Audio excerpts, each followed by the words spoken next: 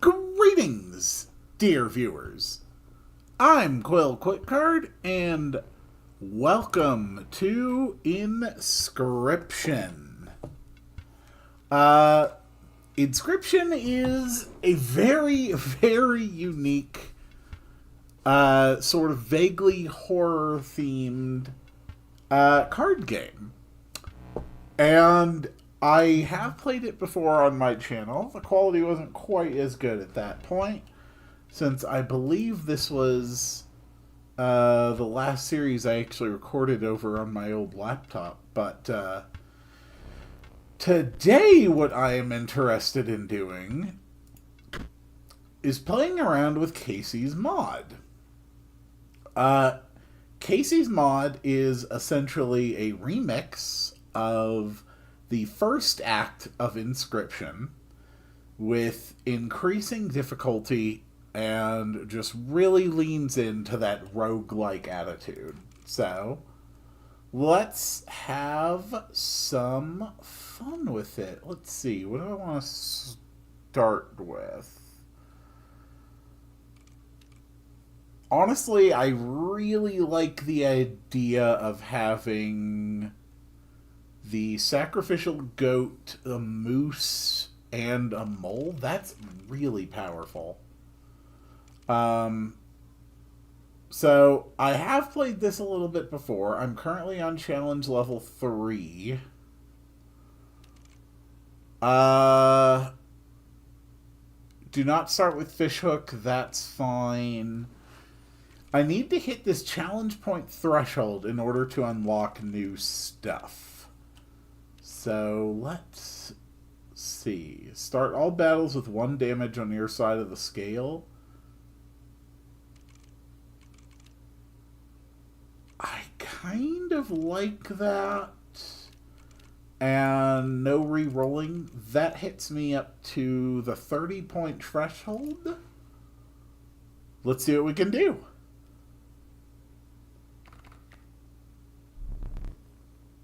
Okay. You wish to start with 2 pelts? Don't surrender to me so willingly. So here is my starting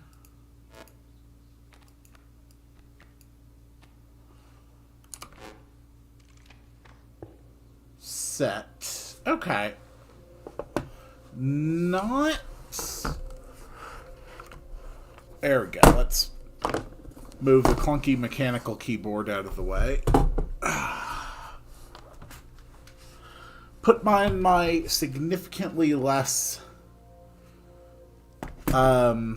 tactically satisfying but much quieter one here. Alright, let the battle begin.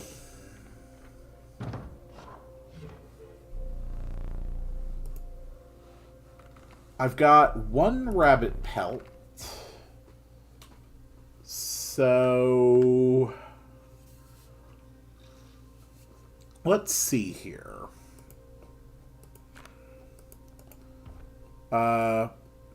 Can't I check my own deck somehow? Yes, like that.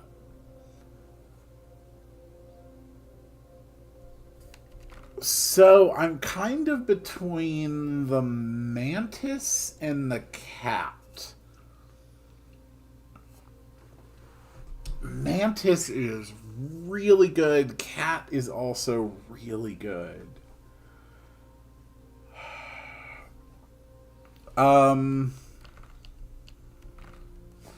But if I get a cat, then I could get cat on the black goat, which is basically the most powerful sacrifice engine you can get. But on the other hand, I am running low on offense. My instinct tells me to grab the cat.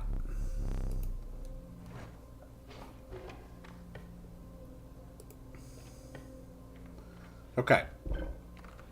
So if I remember correctly, the one that goes here is the one whose sigil will be placed on the other thing. So now we have an undying black goat. That's pretty damn strong.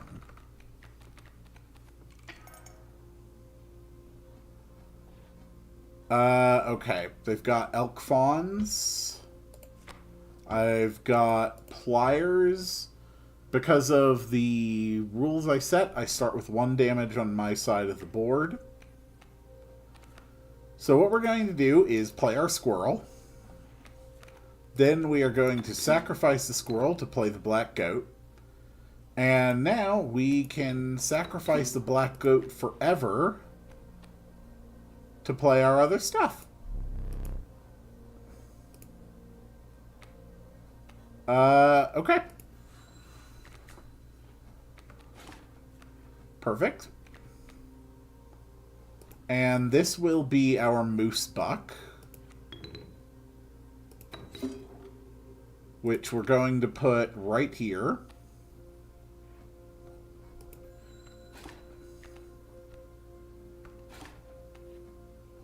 Okay. For the squirrel right there.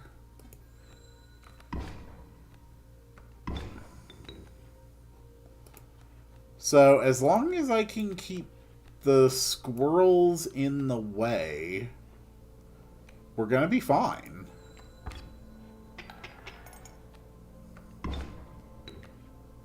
The elk goes over, but the elk's not going to be able to get off a kill. The opossum can go in the middle.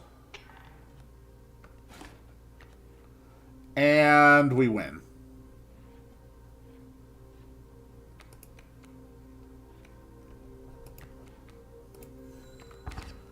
Easy enough.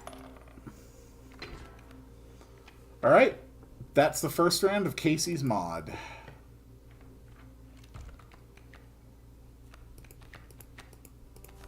Okay. I do need more power. But because I've got that Undying Goat, I can basically afford any kind of power that I want.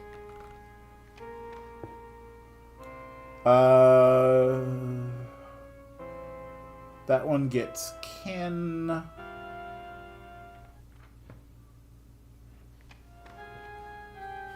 Let's see. How do I check my deck exactly? There we go. Do I want sigils? I could put the burrowing on the moose. That is kind of insane.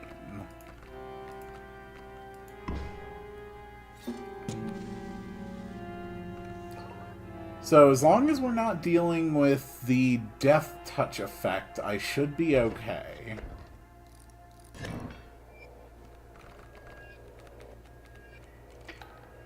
Okay. This is how you start a match. A squirrel into an undying black goat, into a moose buck, into a raven. And I win. It is just that plain simple.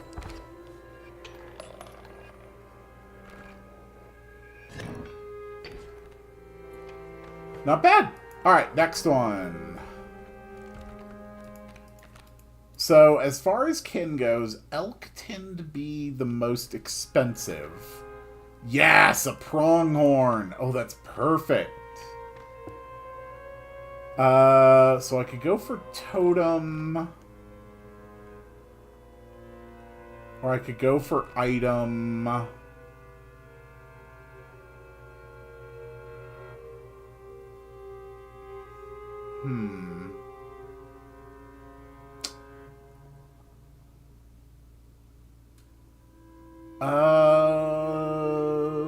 Let's go totem. Okay, wood carver.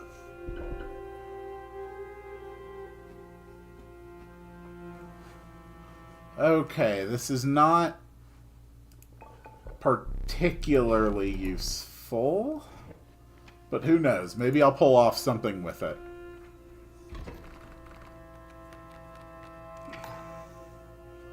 Alright, you're running elk, fawn, and mole. Once again, we're going squirrel into black goat, into moose buck, and into pronghorn.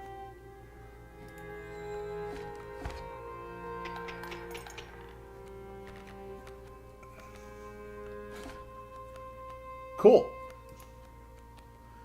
And that's a raven. Let's end this. It is just that simple. So this one lets you pick one by cost, right? But obviously I want something that costs 3. That is another moose buck. Oh, that is so good.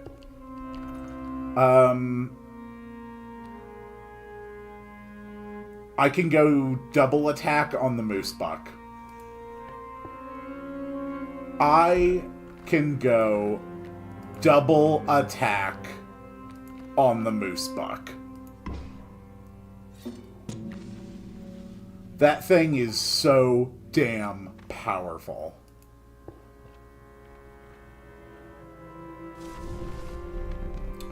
Okay, enhance its health. So we're going to enhance the moose buck that blocks. And we are definitely not pushing our luck on that. Alright, first boss. Let's do this.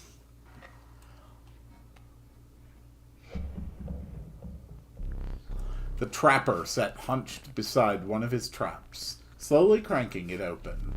He gingerly removed a mangled hair from the steel teeth, but left the trap unhinged. I'm afraid I must be skinning you today.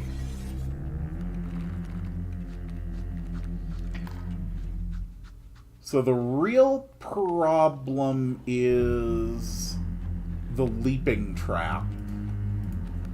But we can deal with that by placing the black goat there. The moose buck basically handles this. And yeah, that's our first turn.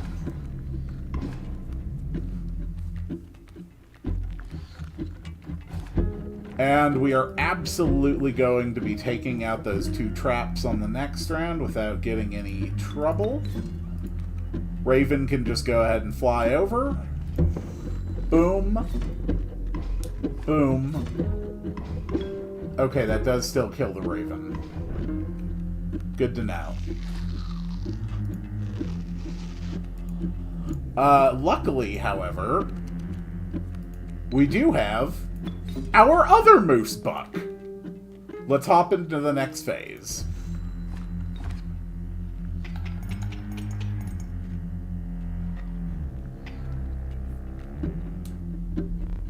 Ah, it is the end of my turn. Let's trade. Okay. So, what do I want to trade for?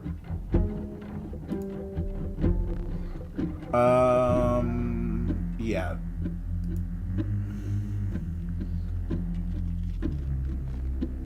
Yeah.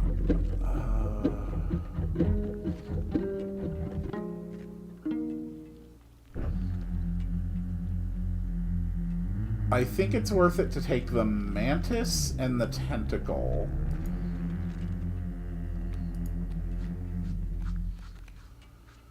And then let's drop a smoke here just so we have a body.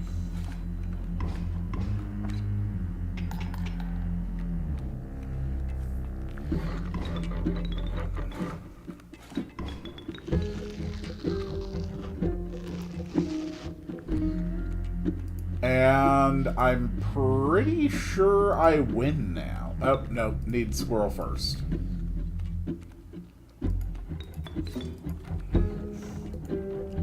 Alright, let's win. And that is the first boss of this run down.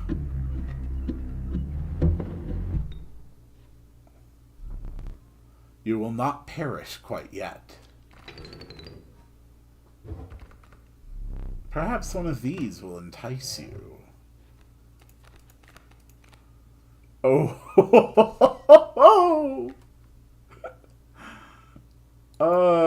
I mean, hold. How far are you in Hollow Knight?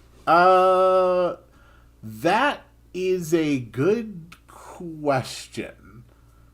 I don't really know how to measure my progress in that game. I've gotten. I really don't know how to. I really don't know how to define my progress in there because I don't know exactly how it's all structured. What I need to check real quick. I need to see if Ouroboros actually keeps its power between different runs of Casey's mod. Because if it does, that's objectively the best option.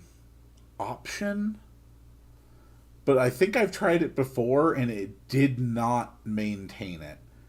Ouroboros stat boosts reset when starting a Casey's Run mod. Got it. Okay. I am glad I checked that. In that case, Mantis God. No. I definitely haven't beaten the final boss in Hollow Knight. I can double jump. I can cling to walls. I can do the big, like, dashing thing. I think there's something you can unlock, like a void dash or some other kind of upgrade to the dash. I haven't gotten that one yet, I know.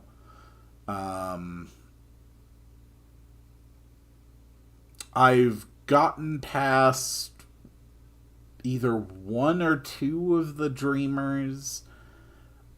I'm sorry, that's about the best answer I can give. I'm not familiar enough with Hollow Knight yet to really be able to describe my progress any more consistently. Alright. As the air grew humid, your boots became harder to pull from the mud. The dank smell of tepid water invaded your nostrils. You had reached the wetlands. Okay. I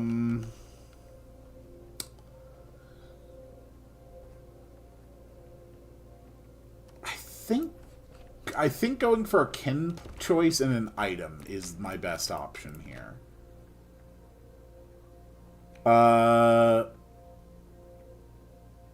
You missed it. I don't know what you're referring to.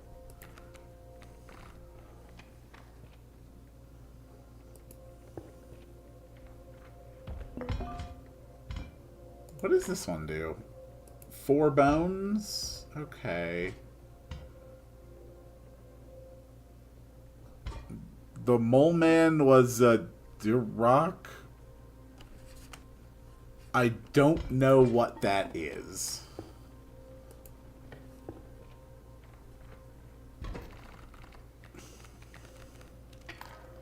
Ah, crap. I didn't get any of my moose this time.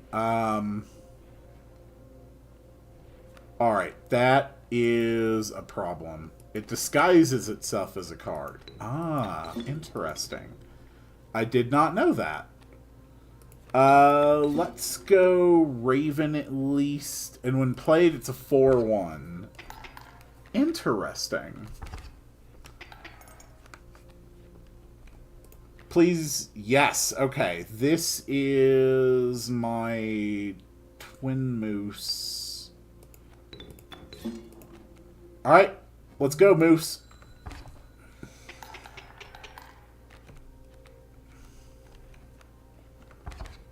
Yeah, I win this. So, here is the, Here's my strategy. I was basically able to immediately get an undying black goat. And I started with one moose buck, and I was able to get another. So now I've got a twin attacking moose buck, and also an intercepting moose buck who happens to have 9 health. So I'm actually running a lot of power and a lot of defensive ability. The only real problem I have... Ooh, the mycologist. I do have 2 ravens. I do... let's grab another bird. Oh, magpie! Oh, hell yes! Oh, I got a tutor effect. That's so good. Yes, mycologists. I want you to combine my cards.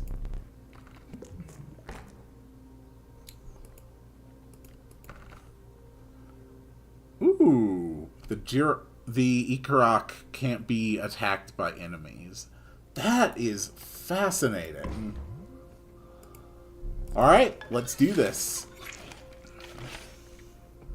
That is a 4/6 Raven.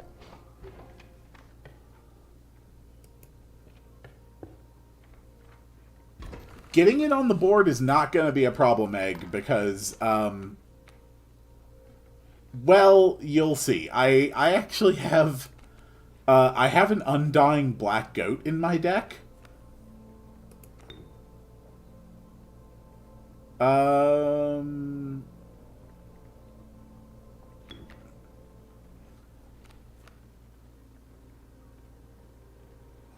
You know what? We're going to crack a squirrel. In order to play a magpie, in order to grab our black goat, we're going to sacrifice the magpie for the black goat. And we are immediately going to sacrifice the black goat who doesn't die for that. And then we're also going to play a mantis god, and we are going to attack for 5. And that's the round. Why even give him a chance to attack?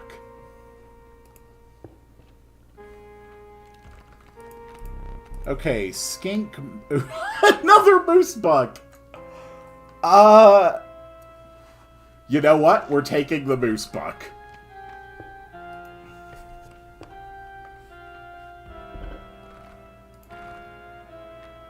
And we are putting the triple attack on the moose buck.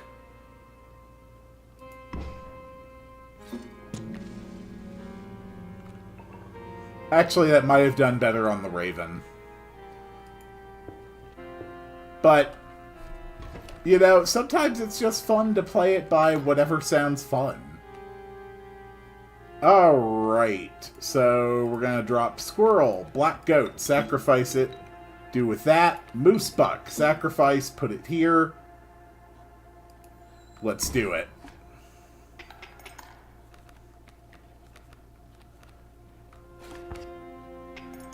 Fuse the moose with the other attacking moose. I have I have thought about that.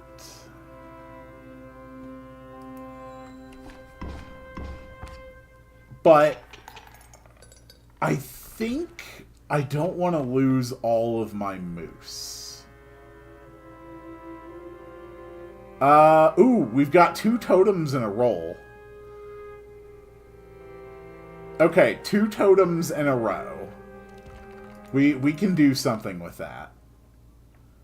Ooh, ooh, the cockroach that just keeps going back to your hand. I think Ant Queen. I don't think the triple attack and the double attack stack. Well, actually they might, because each one is a trigger. Because first, one would trigger and they'd do 2 attacks, and that... Yeah, you're right. That would stack. That is crazy. Alright, Woodcarver. Alright, I've gotten a Raven head. Oh my god. The Undying Totem. One of the most powerful totems you can get.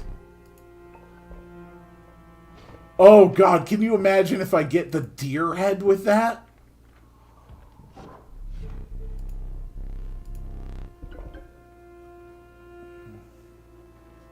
Ooh. Ooh. Ooh. Ooh. Or the magpie. That is so... That's the other, like, most powerful possible one I could have.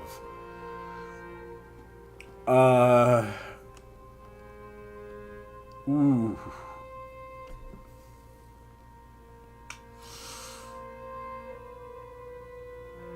Ooh.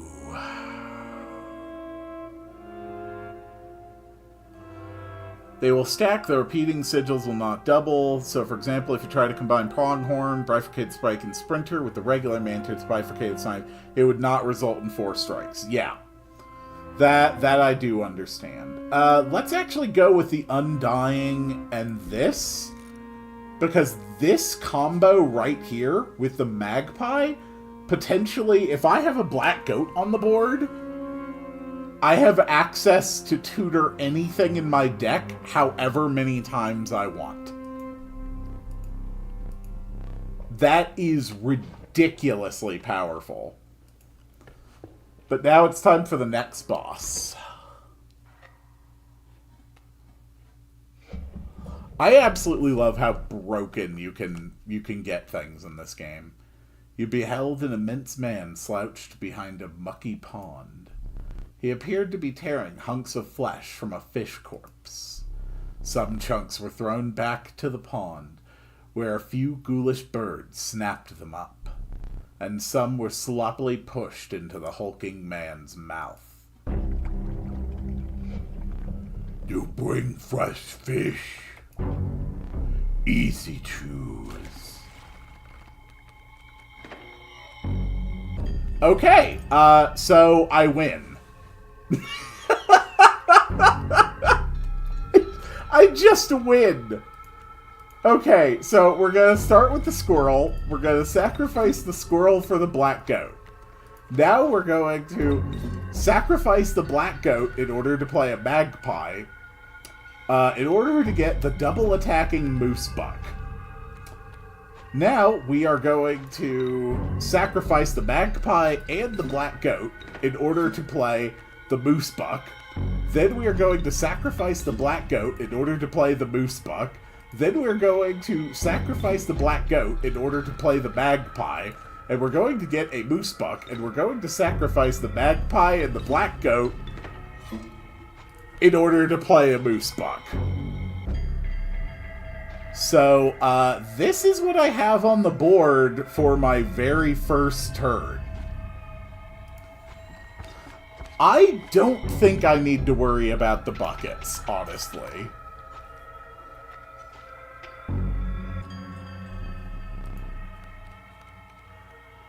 Yeah, this is not a problem.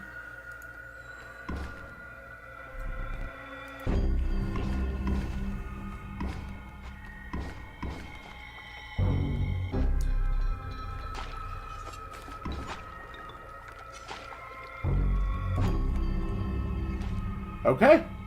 And then just for the hell of it, let's put down an opossum and let's win and get a whole pile of teeth.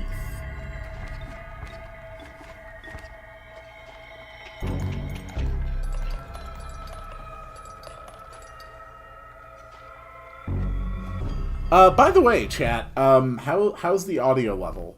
How's the mix between my voice and the game audio? Your lives are restored. That was so damn powerful. Ooh, okay. A long elk, a strange larva.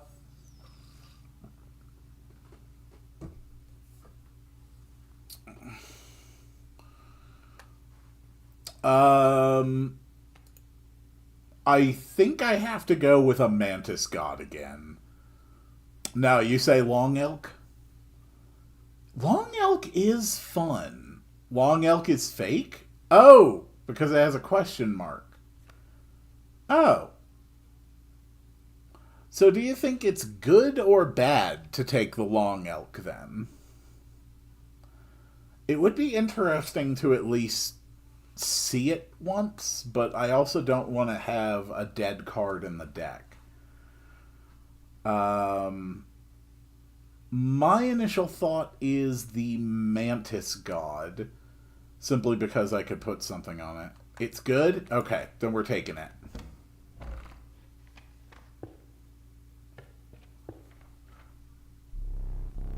Alright, another map. You beheld the beauty of the dawn. Only a faint clinking sound ahead could distract you from the sight. You set out upon the woodlands. So I do need to be careful with the prospector. I cannot afford to put everything out on the board right away.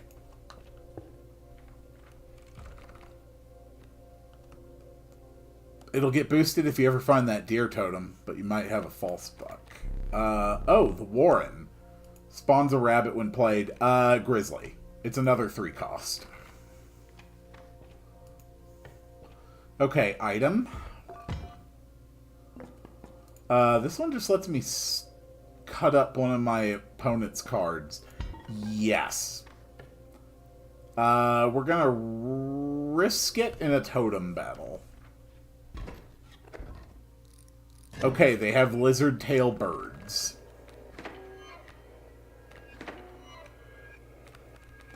And that doesn't matter because I win. Squirrel. Black goat. Magpie. In order to get the moose buck. Moose buck. Sacrificing the magpie and the black goat. In order to play. Magpie. Magpie, in order to get the moose buck. Moose buck, sacrificing the magpie and the black goat. Then, sacrifice to the black goat to play the magpie. We do that in order to get a grizzly. And then, we sacrifice the magpie and the black goat in order to play the grizzly. So I'm about to hit for 4, 3, 10... 19 damage.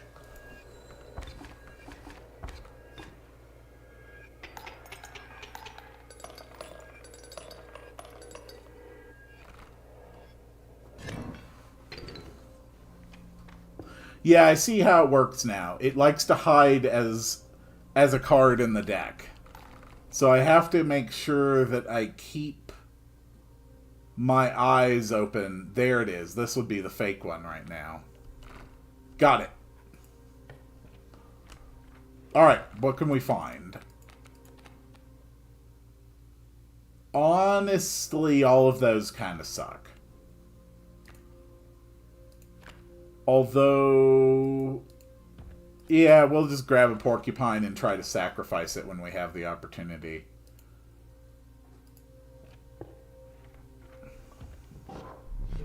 Okay, the decrepit woodcarver appeared before you. She moved... alright, yeah. What's this one? So that's a deer head.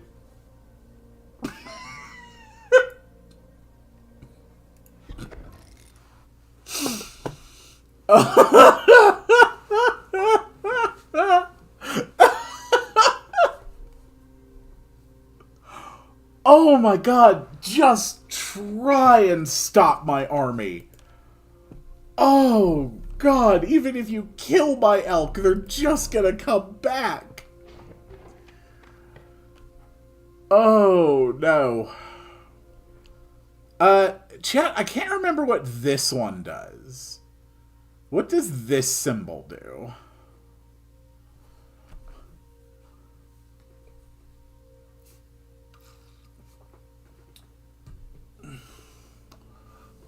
Oh, that's the trade. Okay, so that's useless to me.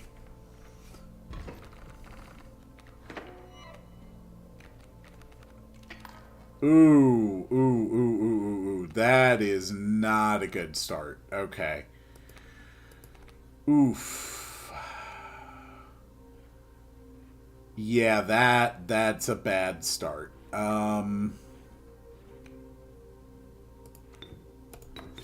I need something on the board. Because I am starting with one card already weighted on me. Come on. Alright, that's Grizzly.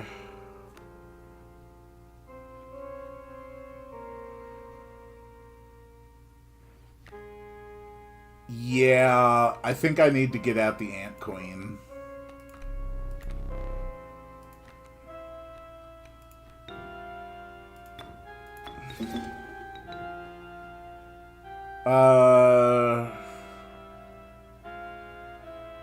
Rabbit's not a threat. This one can at least get some damage on the board.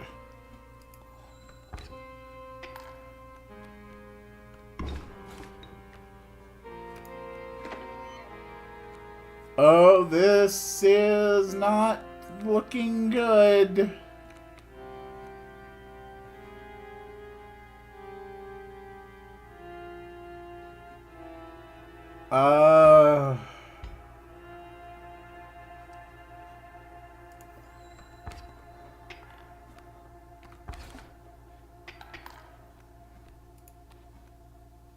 Oh no. Okay, that's the opossum. That gives me 2...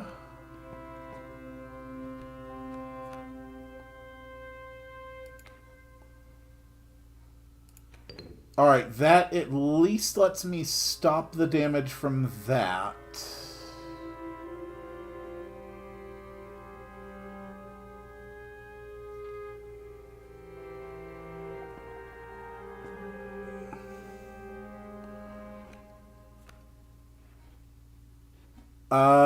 I don't think I need to cut right now.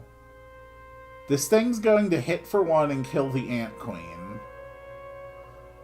Possum's going to kill the coyote, but get killed in return. But if I cut the coyote, then I'll kill the coyote behind it. These 2 lanes are still blocked off.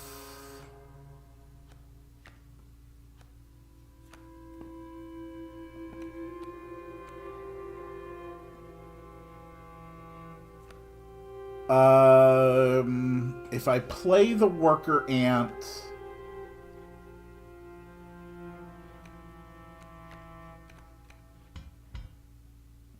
Or I could go grizzly. I could go grizzly here? No, I couldn't. That's not going to count as 2 sacrifices.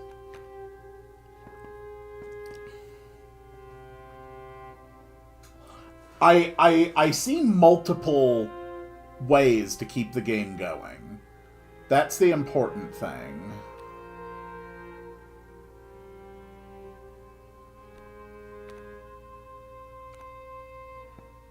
Yeah, worker on the coyote is definitely one possibility. Okay. I'm going to cut the coyote.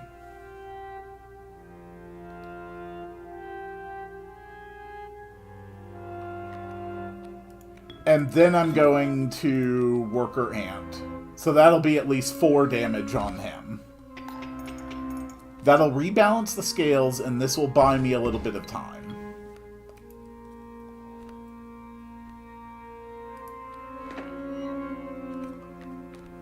There's really not much I can do at this point. But I still survive another turn. Okay, that's Black Goat. There's 3 damage coming at me. I don't need the tooth to survive this turn. We're fine. We are absolutely fine. This is a solved game at this point.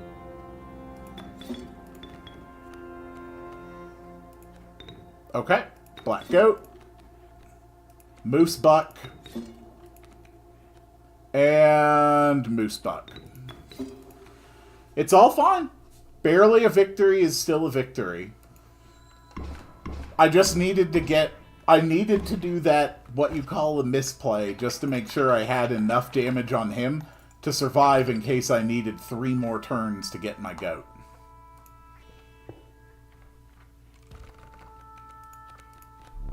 Ooh, Wild Bull. A reckless wild bull. Anything in its path is flung over its ponderous skull. Or a ringworm.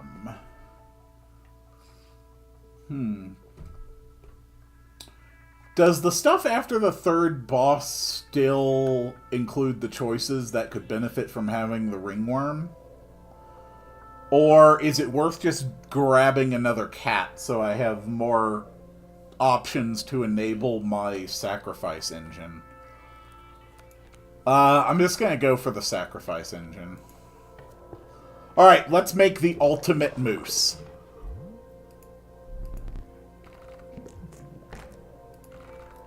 We are going... Oh, I can't combine the 2 triples. It would make too many sigils.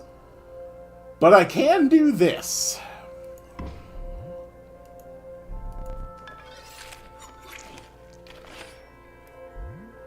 That is a 6/16 Moose Buck with double attack, burrow, and push, and also move. That is a stupidly strong card. Please let me use it.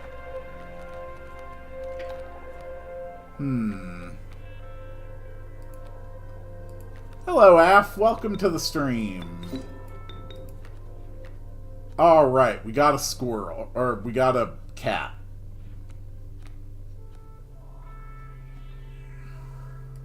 Yeah, that's fine.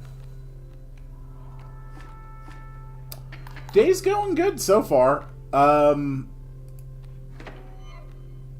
may have just very much misplayed this, though. Yeah, I think I lose.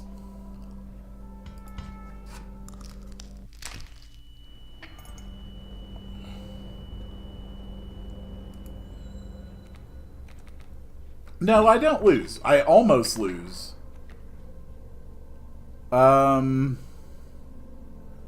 You can only fuse them if you haven't hit, like, your limit of sigils. Nope, I had to draw the Black Goat in order to win. This run is, unfortunately, a loss.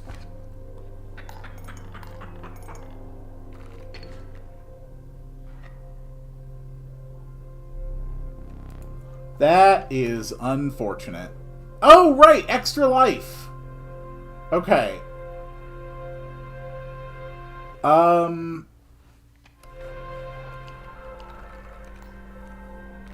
Okay.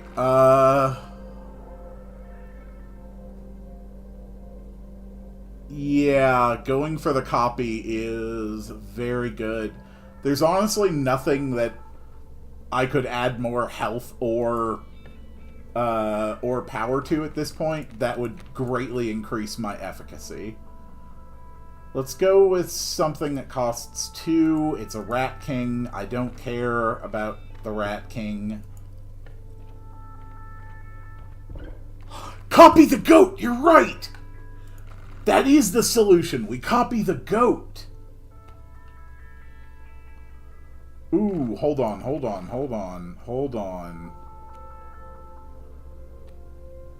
We can put the Undying on something.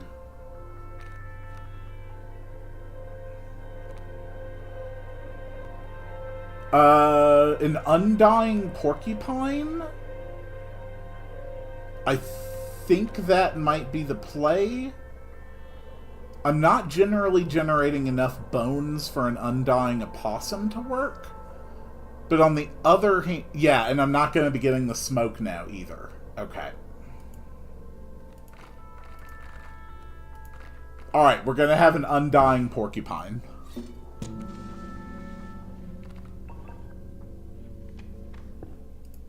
Let's do it. Just say you like the painting. I will make myself useful. What shall I paint? It is absolutely worth the effort. Alright, boy. Make a copy of the black goat. I will muster all my ability for this one.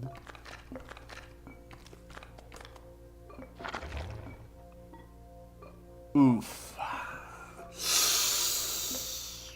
Okay. It's not Undying. But it is still a goat. It is still enough to get out a turn 1 moose. Or, actually, it's enough to get out the magpie, too.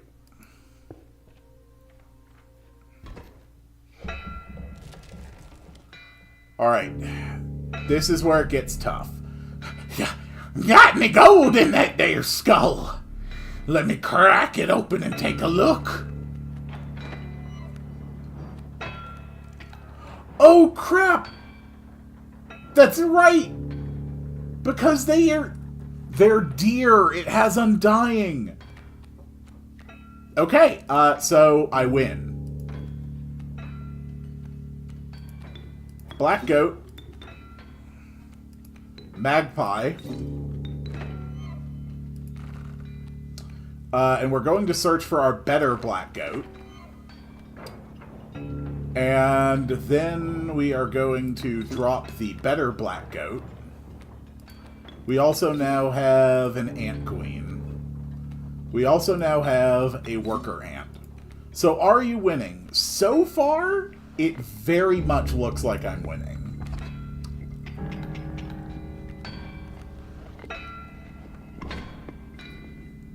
Okay, he does have a Death Toucher. Use the false card. I don't have it yet.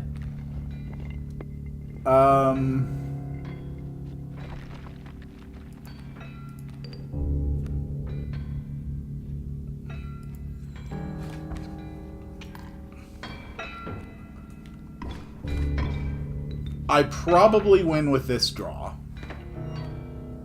I win with this draw. Go, my triple attacking, undying moose buck.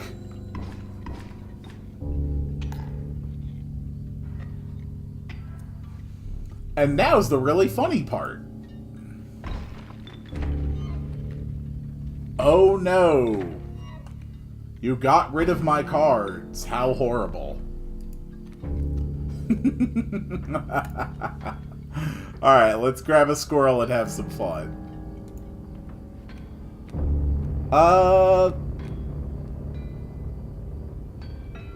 We're going to wait for him to clear out a little bit of the board.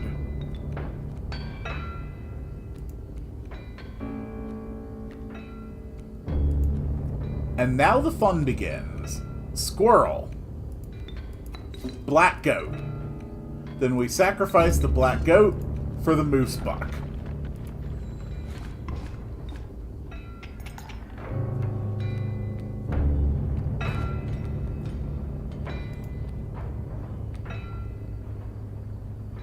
Can you please see the... Is this the fake card? Unless this is the fake card, I can't see it right now. And I don't think it is. It doesn't have the red eyes. There's just not much I can really do there.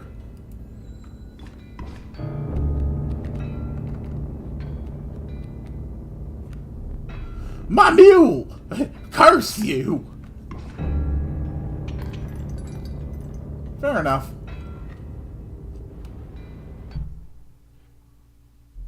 Need a light? And I got my lives back.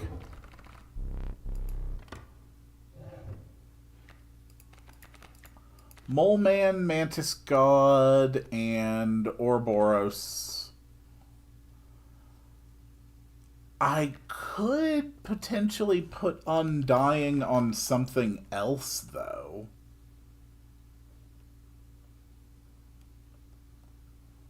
But, yeah, the Mantis God is probably the best option.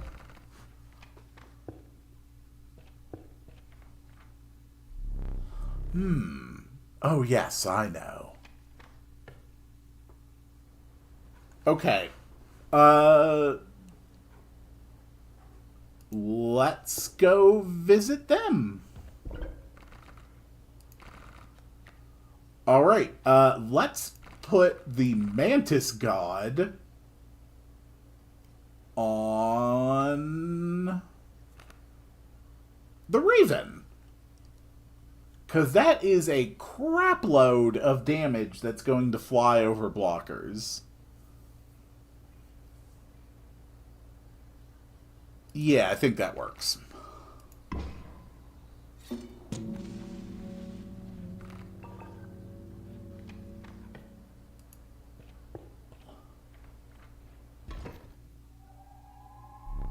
This will be your final test.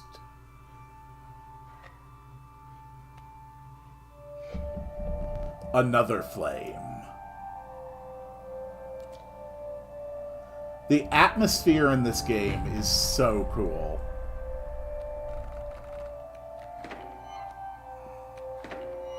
We win.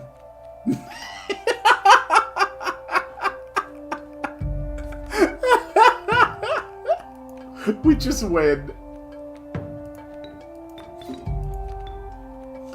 Alright. Oh, come on, Moose Buck. Let's have a fun time.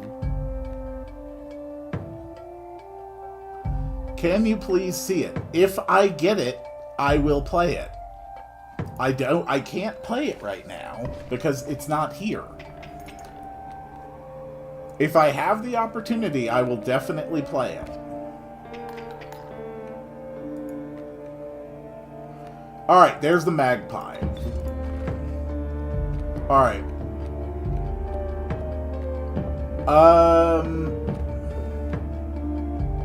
I don't see the one with red eyes here as I'm searching my deck, though. So, Af, one of the cards in my deck is fake. It's basically like a mimic or a shapeshifter or something. But I don't think I can pull it out with the magpie, unfortunately. Unless... Green, are you seeing it anywhere? I agree. That was going to be my next plan, was just draw my whole deck off the magpie. I just wanted to confirm with you first that I'm not seeing it here.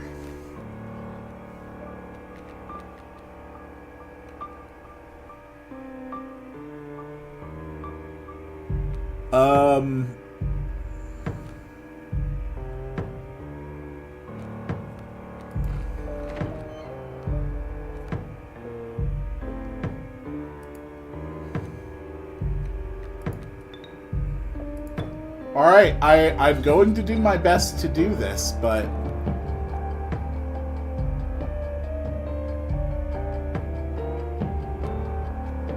Oh, right, it doesn't return to my hand anymore.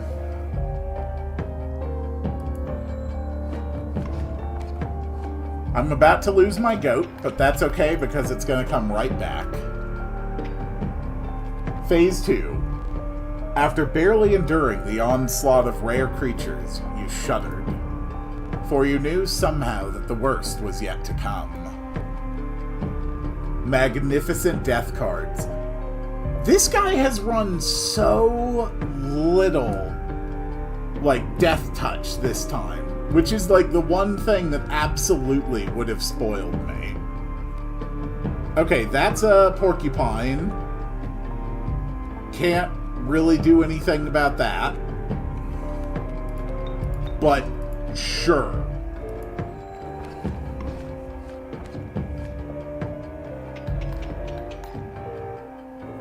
Final phase. I still have a trick up my sleeve. I am absolutely going to win. And since I'm in the roguelike mode, that just means after I win, I'll find all new weird ways to win again. And yes, I am in fact fighting the moon. Alright, we're just gonna keep ending our turns and see if we draw this card. Okay.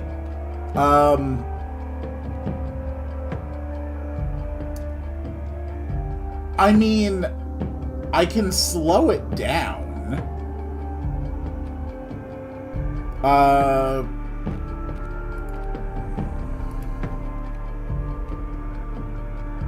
Okay, we're going to play a Grizzly. We're going to sacrifice our triple attacker.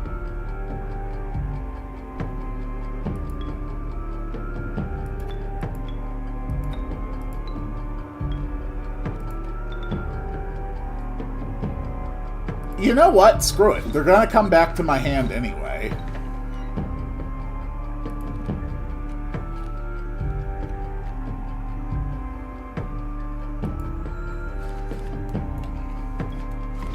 Alright, Green, I'm doing my best. I'm going to try and keep this going as long as I can.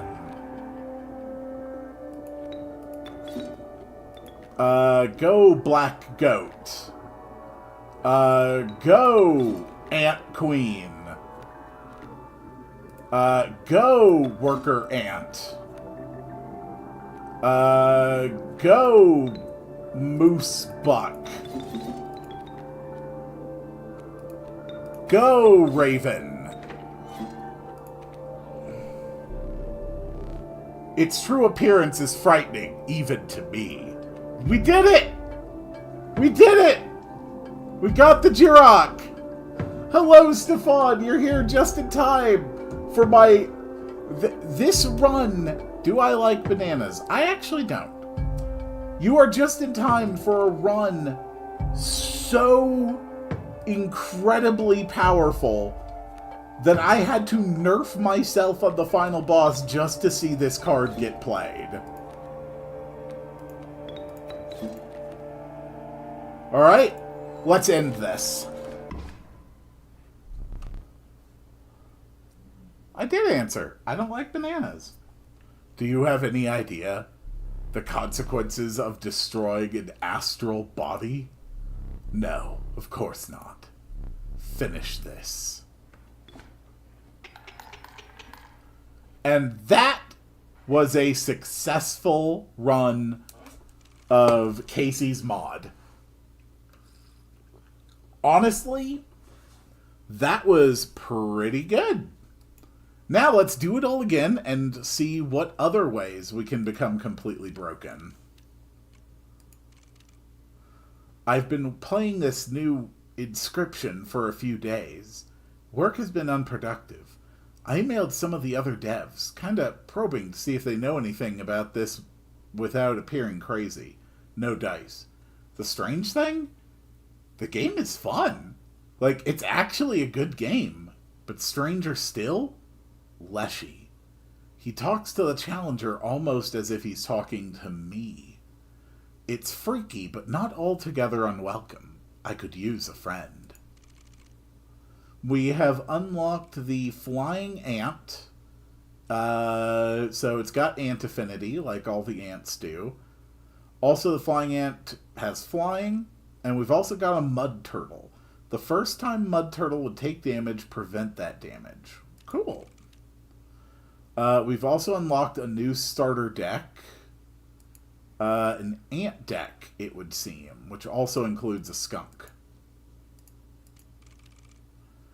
And challenge unlocked. All totem battles, all regular battles are replaced by totem battles, plus 20 points of difficulty.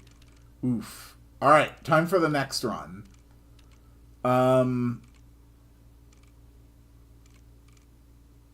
I mean, why not? Why not take the ant deck? So now I need to select challenges equal to 40 points. So all totem battles is really tough to get through. Honestly, starting all battles with 1 damage on my side is not really that much of a problem.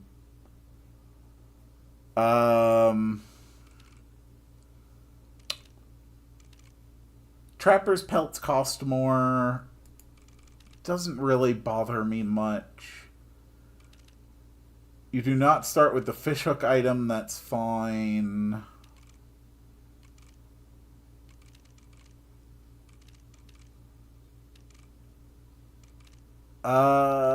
We'll go with you may not reroll card choices and your pack can hold 1 less item. That gets us up to the 40 points. Let's start the new run. Okay. So we start with the Ant Queen, the Flying Ant, and the Skunk.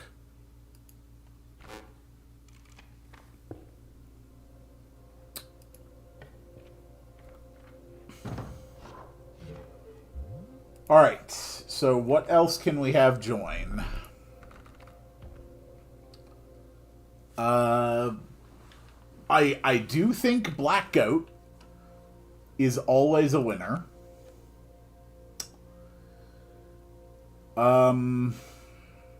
What else, though?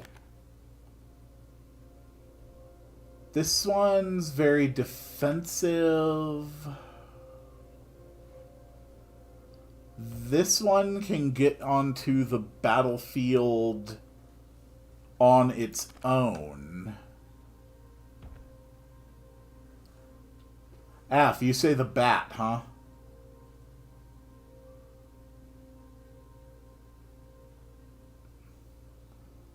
Bat's not bad. I'm personally leaning more toward the Corpse Maggots, because if you get Corpse Eater on the right card, it can be really, really good. Af, why don't you tell me what has you leaning bat? What are you thinking? If I understand your perspective, that may influence my choice as well. I could also go Kingfisher. Kingfisher is actually surprisingly good.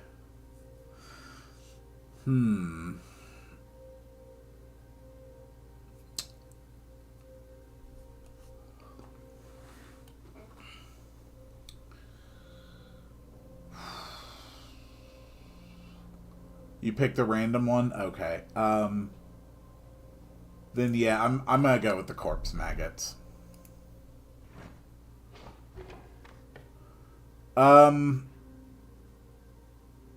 Okay, we've got Sigil Sacrifice over there, a Totem Battle over here.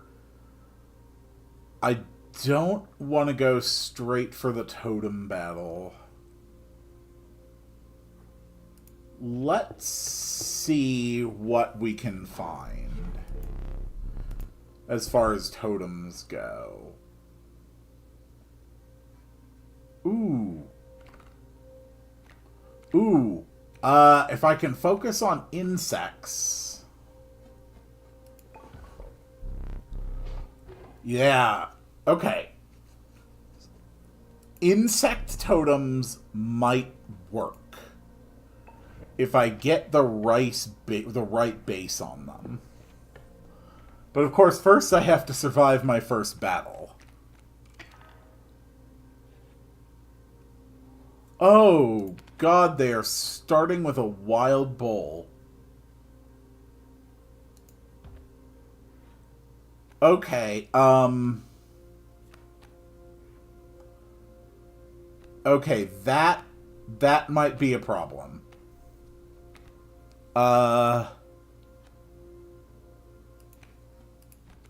Let's go with a squirrel and a flying ant.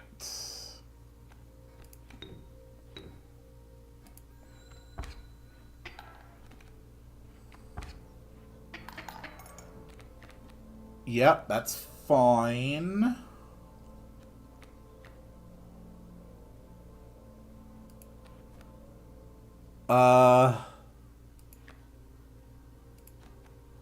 Okay, we're just gonna put the squirrel here to soak a hit.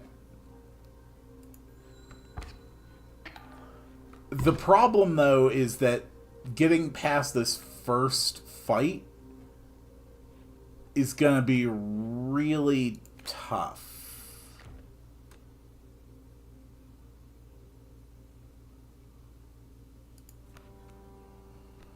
That's corpse maggots. So corpse maggots will get placed there after Wild Bull kills this. So that's something at least.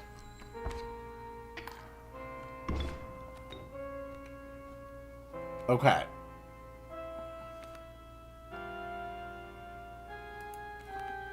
Yeah, it is very possible that I will lose this.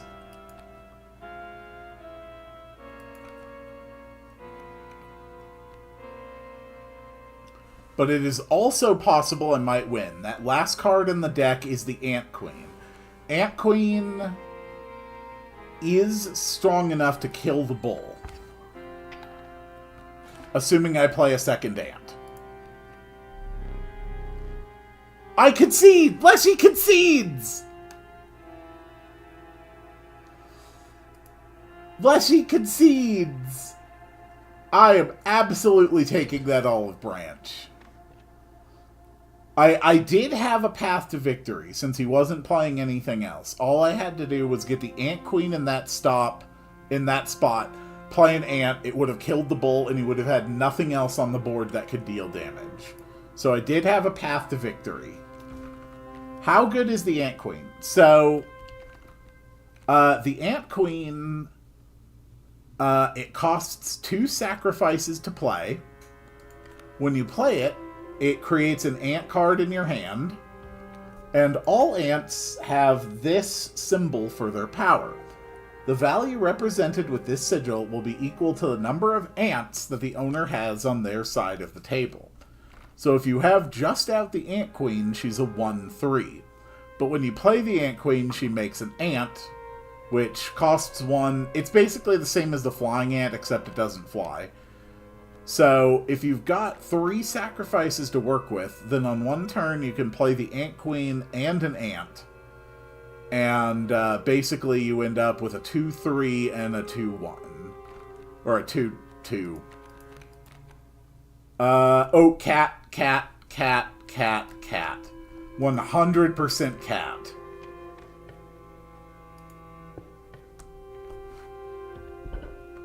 Hey friends, you know what time it is. The undying black goat is back.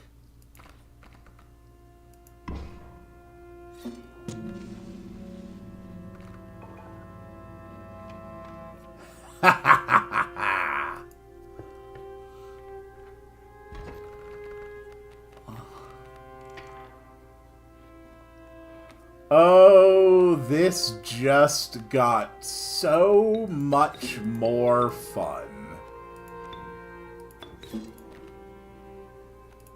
A flying ant and a skunk.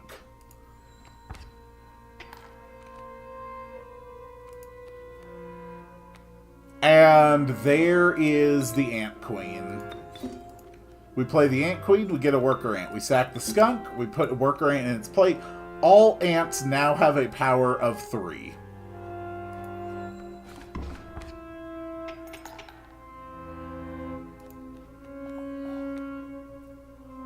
Let the game end. And I get some extra teeth out of it, too. Teeth are a currency that can be used in some shops. I like me a gamble. Pick a boulder. Show me where to strike. Alright, chat. This one is your choice. This is your adventure. In the sense of picking a boulder for this insane man to break.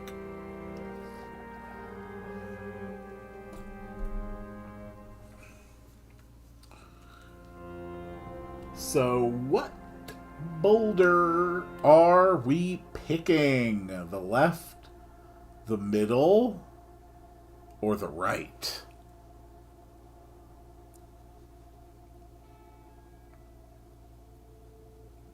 Green says middle.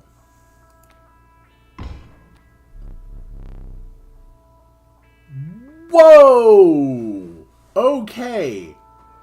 That is another corpse maggots. So, that's another card that can get played out for free, which is also an insect, and it counts as 3 blood when I sacrifice it. That's actually really, really good. Just a strange look environment. Take it. Ooh, I like that. I like that a lot.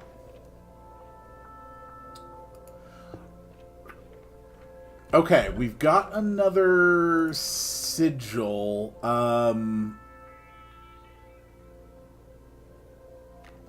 The skunk is honestly just kind of a dead card in this deck. Right now, the Ant Queen is one of my bigger ones. Yeah. It's not the best sigil I could get on there. But at least it's something that's going to help her stay alive.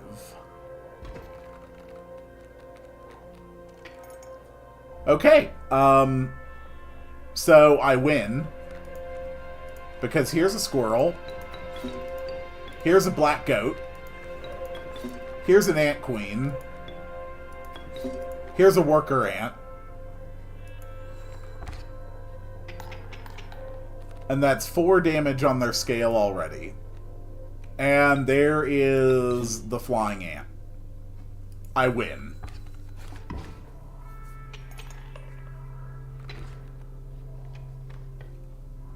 Alright, let's get a card. Okay, a great white, a cuckoo, or a moose buck. What does this one mean? When a card bearing the sigil is played, an egg is created on the opposing space. Interesting. Now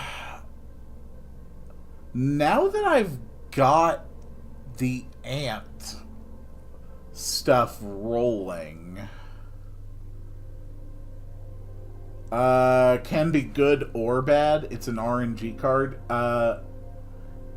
In that case, I don't want to run it. And I really don't like that the Great White can't block on my turn, so we are going to go with the Moose Buck. But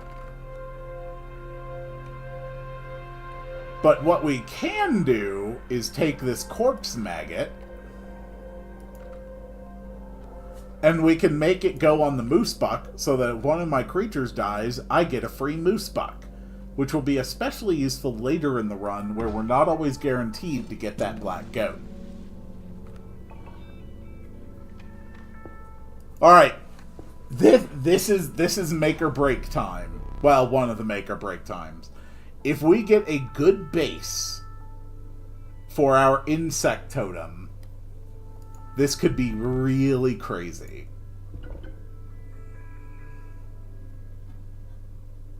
Oh, good God. How about every time we play an insect, we can search our deck for whatever card we want? How does that sound for overpowered? The gray-haired woman silently collected her carvings and left.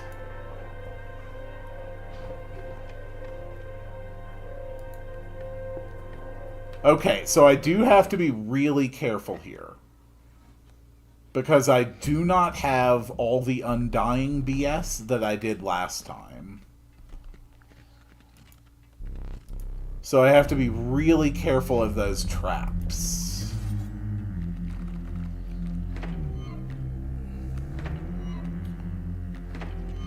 Okay.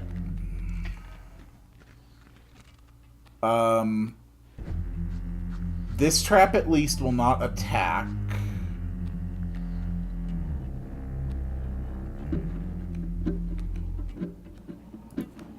So let's start with the squirrel. Smoke can't actually be sacrificed. I don't think I want to put out my ant right now.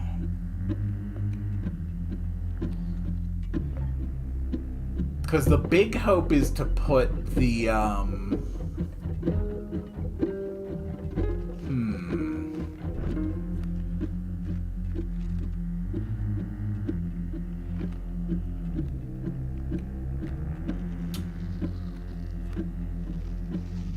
But I will get out a corpse maggot. I have to play very conservatively in this first phase.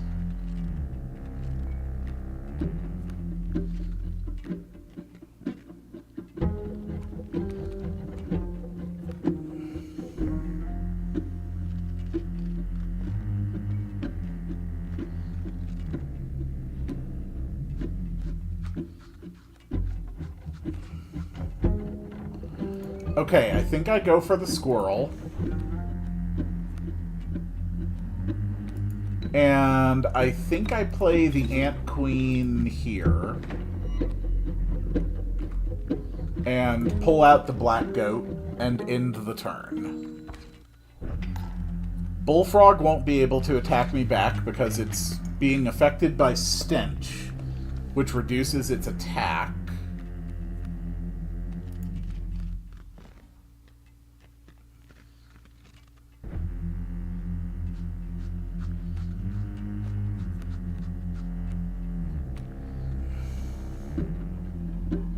So those things can block flying.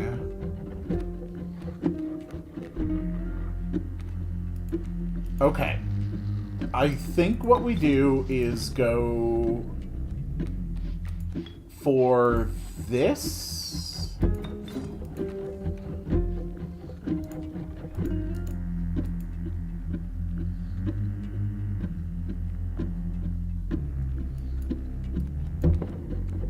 Okay. Alright. So we're going to lose the ant. We're going to lose the frog, but we're going to get 2 pelts from it. I think that is okay. Alright, let's go. Yep, you kill that. Corpse Maggots takes its place. I get a pelt. Leaping Trap kills this ant. Moose Buck is played in its place.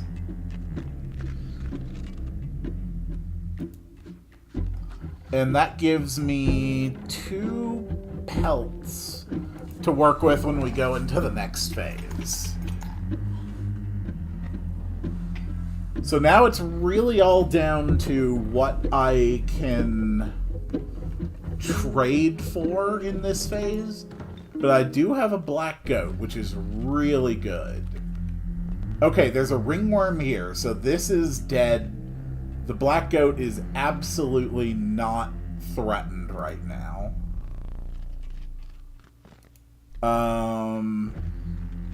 These are also dead because they also can't attack.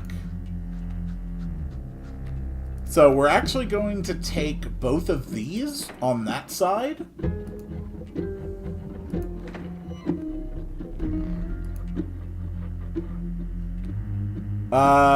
Yeah, this guy is screwed.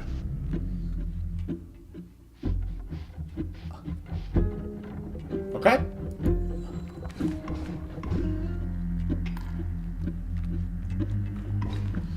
Alright, Wolf Cub took that out. That's fine. Because now... I hope you can get to 1K sub. Thank you very much. That's very kind. I do hope that I can achieve that.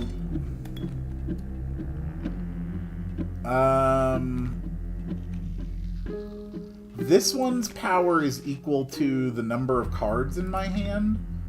So we're going to sack the corpse maggots and put it here. Now it has a power of 5, and because this thing burrows over to block it, now we can make sure that we kill the wolf cub in order to keep both of our ants, in order to keep the ant queen buffed.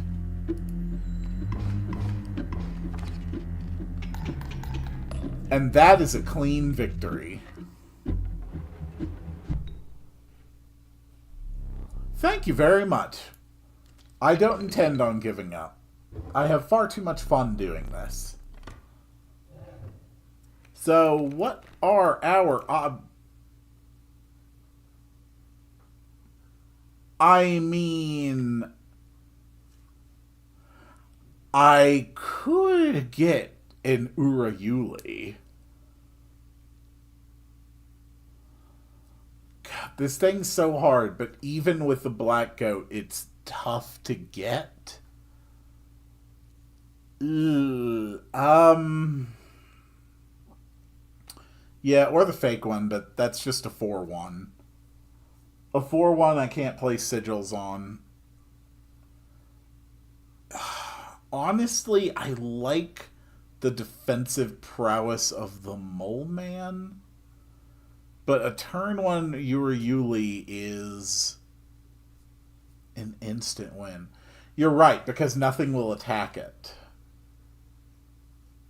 But there's also never a way of knowing exactly what card it's going to be in my deck at any given time.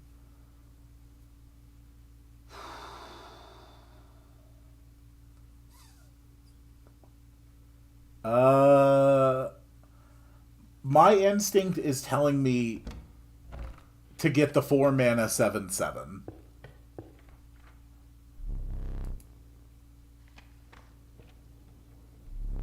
Tepid water. Okay. So it's another fisherman segment.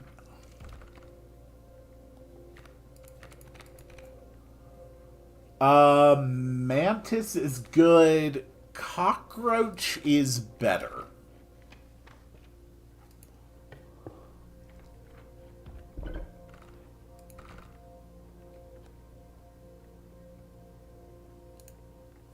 Okay. So those are the cards I have to work with. An undying flying ant.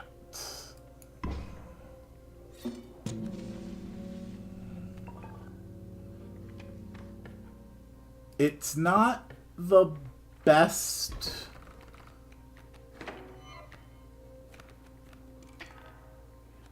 but it's all I really have to work with. But that doesn't really matter because we got our black goat and now we have an ant queen and now we have a worker ant and now I win. Also, here's an Urayuli.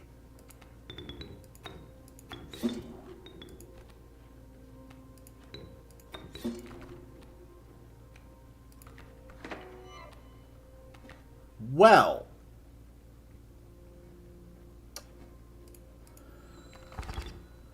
that's a lot of teeth.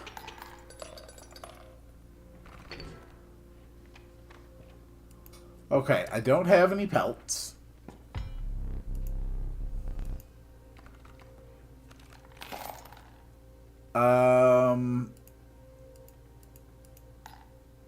Okay, I've got 11 pelts.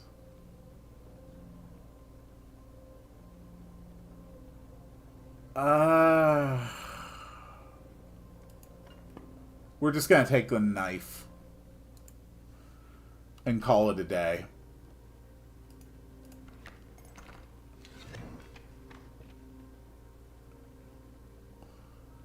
Oh, what's that? Oh, it's simple. It's a knife. I can use it to cut out my own eye. You know, in case I ever need to cut out my own eye. Alright, let's give this guy another chance. We're going to see if he can paint a black goat. We're going to see if he can get it right this time. Alright, we have to believe in him. This is the second time he's been able to do this. Oh, that's for cards? Okay, never mind. I forgot what it was. Okay, I mean, it's not right, but, you know, he tried. He tried. Oh, yeah, the squirrel dagger is the eye remover. You're right. Then what is this thing? The skinning knife. You may skin one of your adversary's cards. It is destroyed and you draw a pellet. Okay, that's pretty good. Yeah, Af. In the main game, there's a knife you can use to cut out your own eye.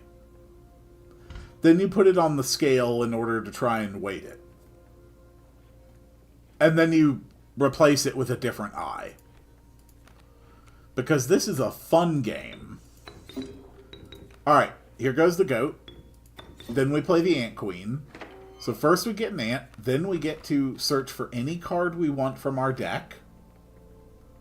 What even is this sigil? Oh, it's a dam builder. Okay. We're going to take the flying ant. And we're going to play it, which lets us search our deck for yet another card. And I think I will take the moose buck.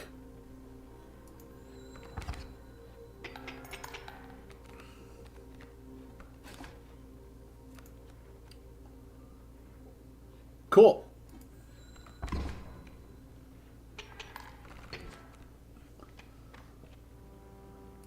Okay, so the mycologist is over here.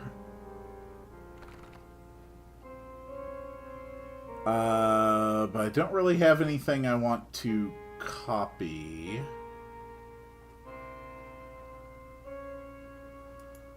So let's just go here.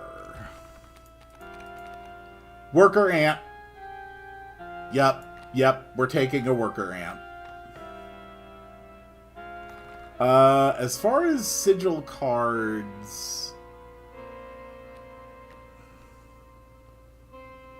we're not really going to be able to do anything with that. Yeah, this is a fantastic game. And all of this, everything you're seeing, all of this is actually just side content. The game actually has a main story in 3 acts. And everything you are seeing here is only from the first act of the game.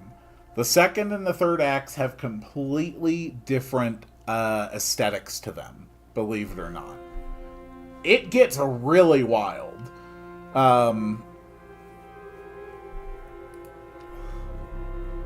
Alright, let's see if we can put something better on. No, we really can't. That just makes rabbits. I don't want rabbit insects. Yeah, it's called Inscryption, and it's... For anybody who appreciates card games, I would recommend this, because you basically get the experience of, like, 3 main variations on the exact same card game, plus this mode, which is called Casey's Mod. It's not actually a mod, it is a part of the base game, that's just what the mode is called. is basically just an ongoing, continuous roguelike experience on top of it. It's awesome. Alright, it's time for a totem battle. In fact, if you're going to stick around a bit, after I finish this run, why don't I run into the main game a bit, and you can actually see what it looks like if you're interested. You know what? Let's just win. We're going to sacrifice a squirrel to summon the black goat. We are going to sacrifice the goat, which doesn't actually die when sacrificed, to summon the worker ant. We are going to use that to summon the moose buck. The moose buck, we are going to sacrifice the black goat in order to play. Then we are going to sacrifice the worker ant and the black goat in order to play the Uriuli. And now I attack for 10 damage, when I need 6 to win the round. Not bad. Not bad at all.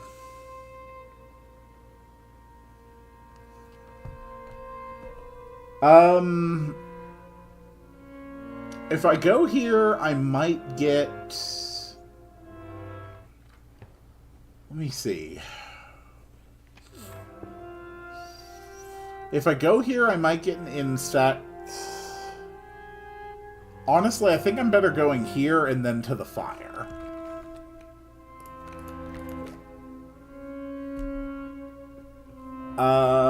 Grizzly is good, given my black goats. Alright, are you boosting health or attack? Alright, you're boosting attack today. Then if you are boosting attack...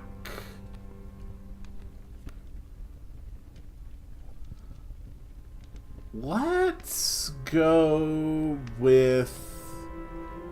Honestly, giving attack to the black goat seems like a really good idea.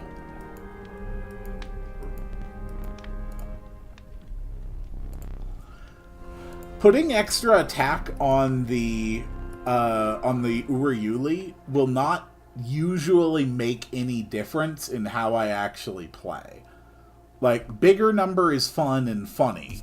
Don't get me wrong, it's absolutely fun and funny to get big number on card.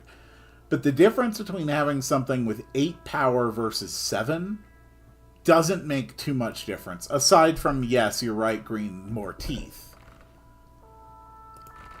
I don't remember what this thing does, but I remember that I'm going to lose whatever I put there.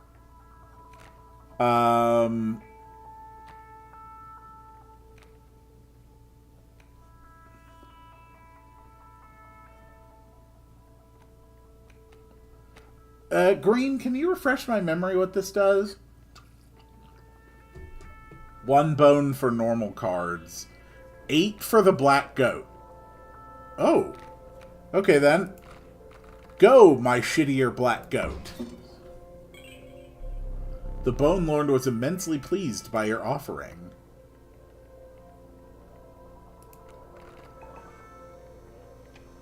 Cool.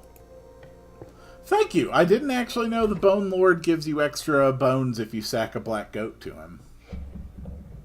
But that makes sense. Alright. Let's take down the angler.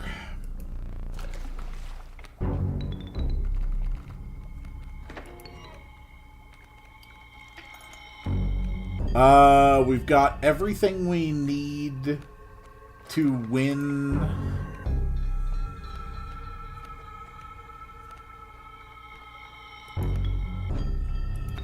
Let's go for the black goat.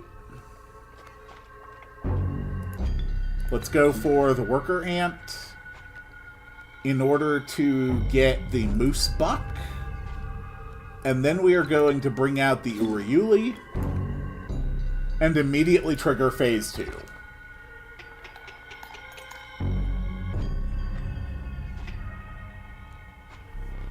And now the fun part.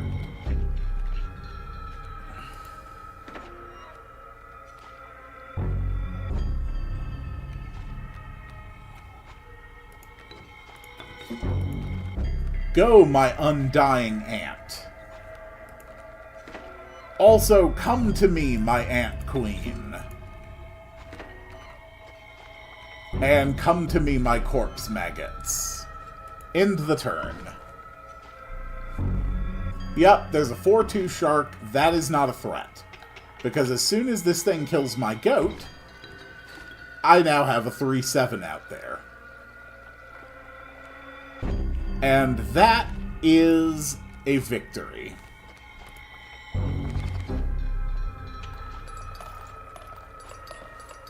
And that's a lot of teeth.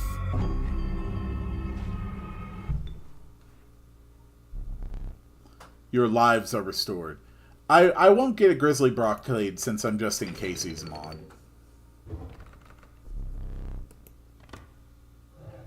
Alright. Ooh. You know what? Because I only have a limit of 2 items, we actually are going to go with the fake guy, Green.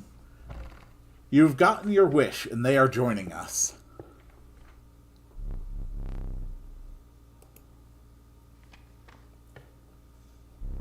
Alright, next round. I see... Ooh, I see a copy up this way. So, the teeth are currency. When you go to this spot with the trapper, you're able to trade him teeth for animal pelts. And then the animal pelts you can trade for cards. You know, assuming that you land on the right stuff.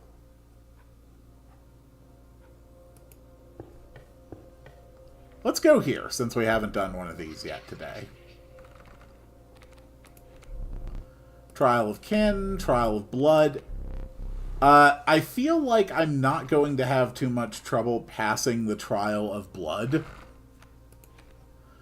So it'll pick 3 cards, and if between those 3 cards there's a total blood cost of 4 or more, I get a reward. And we pass.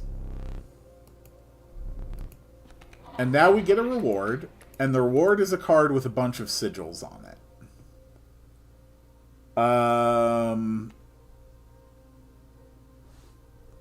None of these are all that great, but I'm starting with enough bones that I can just play corpse maggots immediately.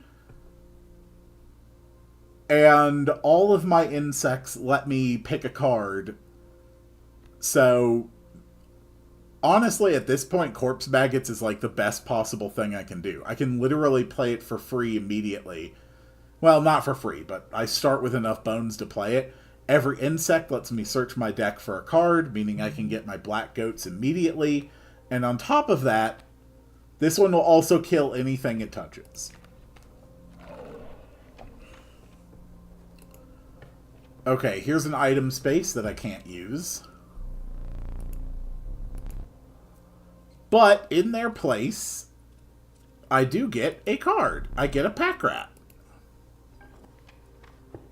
And now it's time for a totem battle. Yeah, the cool thing about this AF is that it really, really is built in ways that the balance is very, very much on your side. You can become completely broken and overpowered in this game very, very easily. Oh, crap. Oh no. This is not a good start.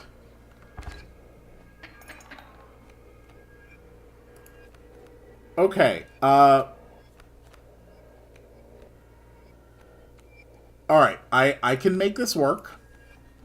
We're gonna start with 2 squirrels. From the 2 squirrels, we're going to drop an ant queen. From the ant queen, we are going to get our black goat. We are immediately going to sacrifice our ant queen to get our black goat. Then we're going to play a worker ant in order to get another big thing. Because we have to take out these two or we lose. So I'm going to grab this corpse maggots. We're going to play a moose buck here. We're going to play corpse maggots here using our bones, which also lets us search out to find another card. So we're going to find an Urayuli. These two enemies are going to die, so we're safe there.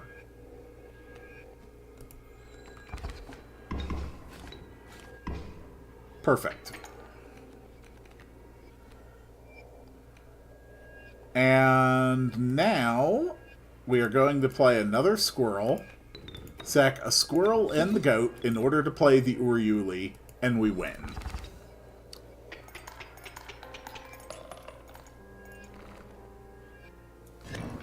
Perfect. It is just that easy. And now we can get some pelts.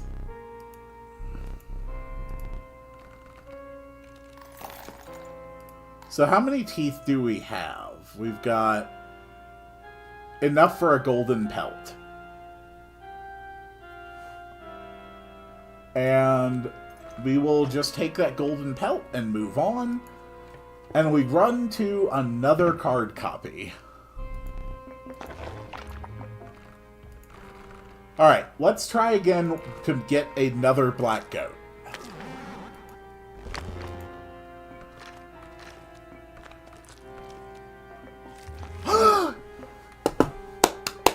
He did it!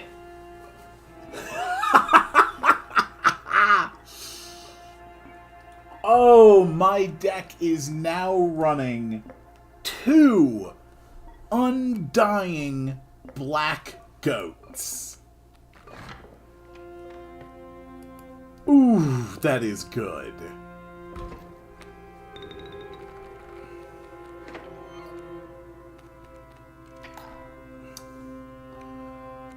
Well, this is kind of hilarious.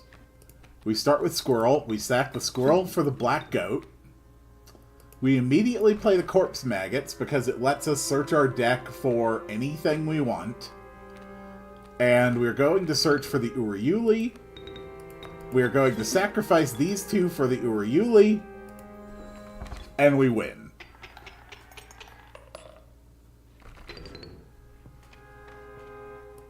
Yeah, that seems fair. Alright. So we can get a card that costs 1 blood, 2 blood, or bones. Honestly, bones are pretty good right now. It's another corpse maggots! Oh my god, this is a weird deck we are building. Oh my goodness. Alright, so those are all the cards I could put things on. You know what would be pretty funny?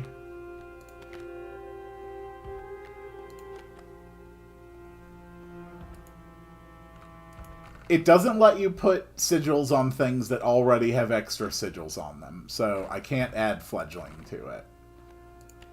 But we're going to take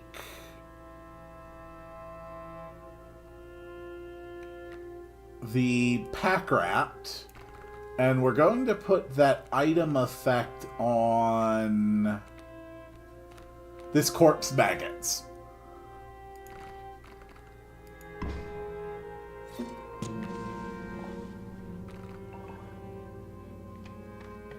Alright, let's keep going. Oof, it is a bad day to go up against me, sir. It is a bad day for that. So we can immediately play the corpse maggots, which lets us search our deck for whatever we want. So I will grab an Urayuli, then I play a squirrel, then I sacrifice the squirrel for the black goat, then I sacrifice the black goat in the corpse maggots to play the Urayuli, and I swing for game.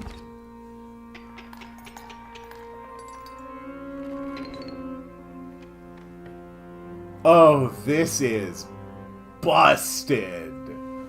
I like going over here so we can thin a card out from the deck. Okay, a ringworm, a beaver, and a great white. None of these are particularly useful, but the ringworm at least is an insect. Alright, let's get a card out of the deck. What is not actually... You know what? These grizzlies? The grizzlies are very strong. But they don't really fit the theme of the deck. Well... Honestly, at this point, even the Ant Queen doesn't really matter that much, but... Nah, we'll just get rid of a grizzly. And now we start with even more bones. Campfire! Okay, adding extra power. What do I want extra power on?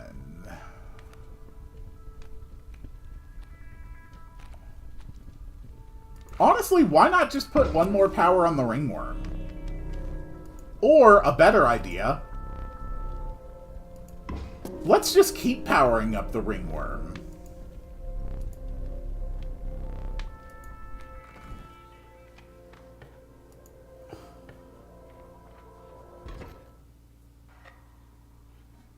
Okay, let's do this. Prospector time. So I do have to play carefully here.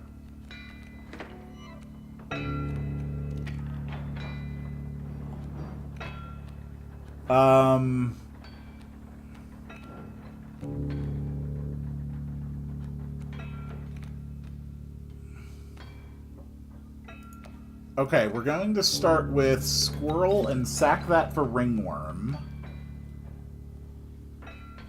Alright, F. You do what you gotta do. You take care of that first. You know what would be really funny? A moose buck in my hand.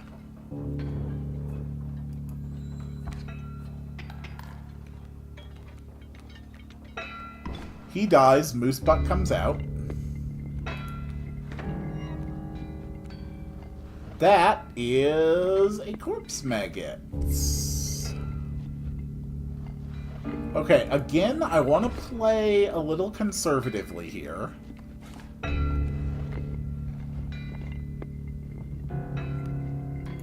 So now I need a squirrel.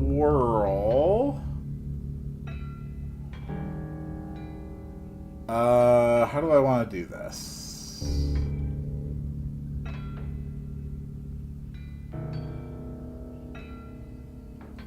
I just want to make sure...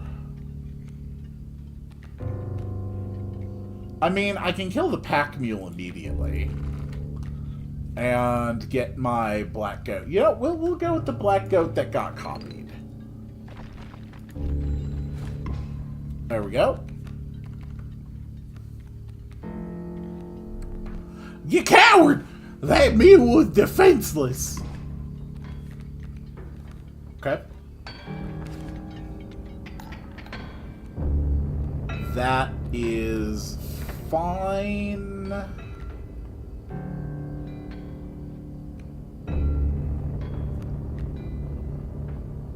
I do want to make sure I don't take any more damage there.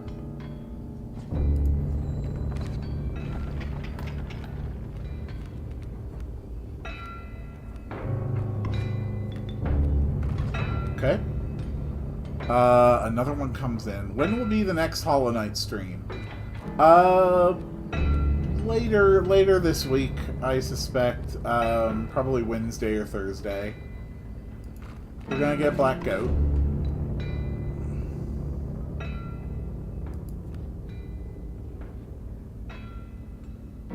Um... Okay, are we... Okay, we are going to start phase 2 on this attack.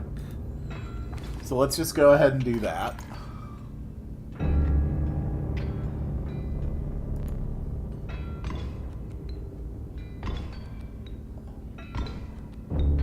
Okay.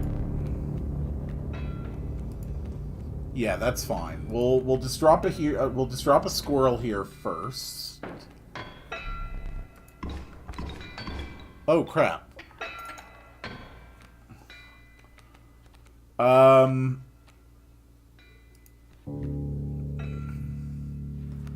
Okay, I have to stabilize this situation immediately.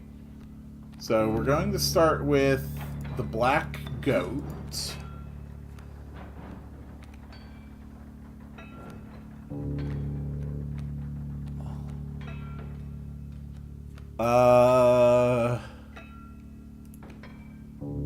The opossum. We're going to sack these for the Urayuli here. So this will survive, and that will kill the goat.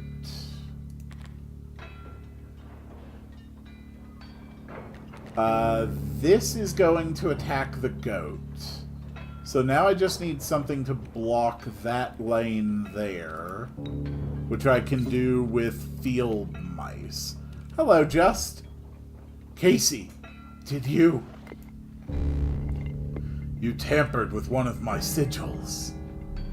You thought it too powerful, no doubt. But please, no more of that.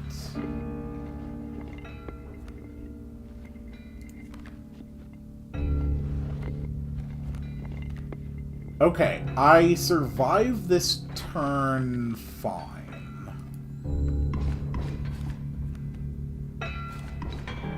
Yup, that's fine.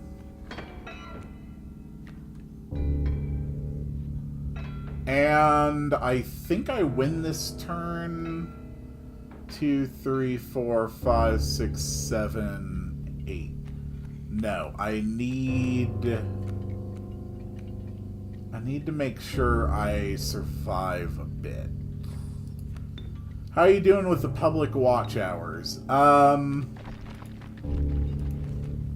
I still haven't hit the 3,000 threshold yet, so I'm still not monetized. I'm just over 2,400 public watch hours right now, I think.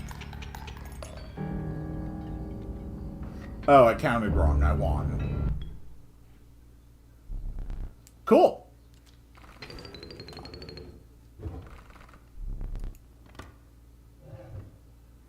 Let's keep going. Child 13, Mantis God, Mole Man, Mantis God.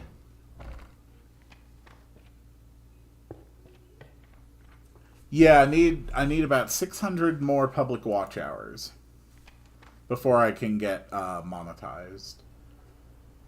So I could go trading.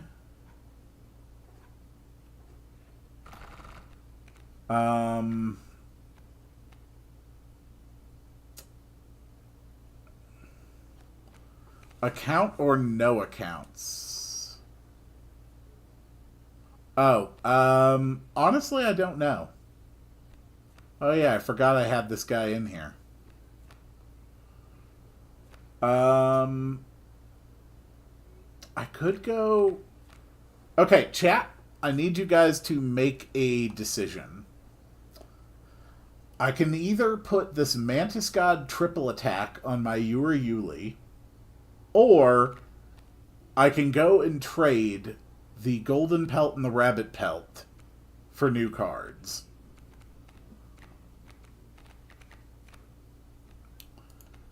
Yeah, probably best to remove the pelts. Alright, let's see what we can find. For the 2 rabbit pelts, we can get a worker ant. And a bat. And for the golden pelts...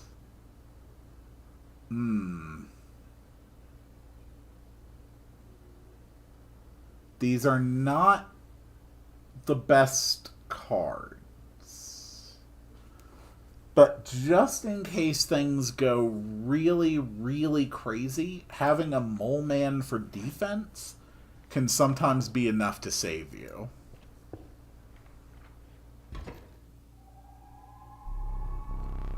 Alright, let's end this run.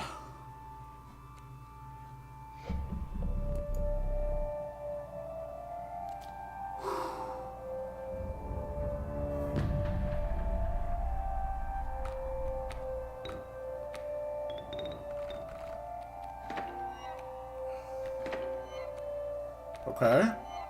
Okay.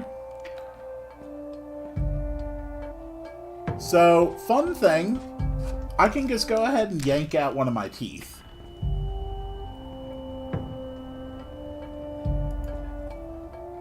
Then I can destroy his mole man and get a rabbit pelt.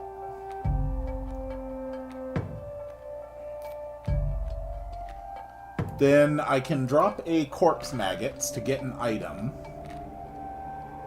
And also to grab a black goat. What did I get here? You'll immediately gain 4 bones. Okay.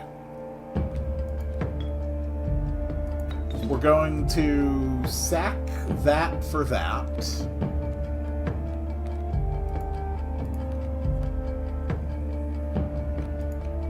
And now we can just drop some random defenses.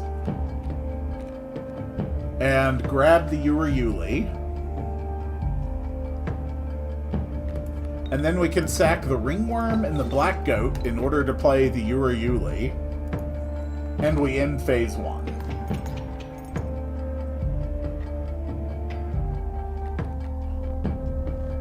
Okay, you've got stumps. Those cards do not look particularly problematic at this time.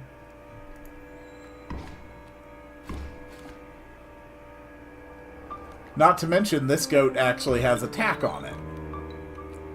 And because you killed a card, you have now caused me to summon my moose buck for free. So let's go ahead and trigger phase 3.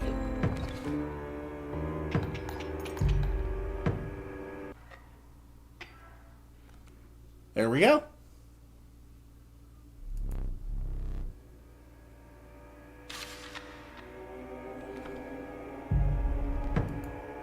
All right.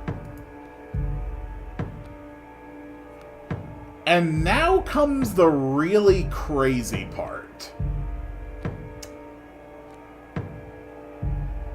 Because I am going to sacrifice my Urayuli in order to search my deck for the corpse maggots with the Death Touch ability.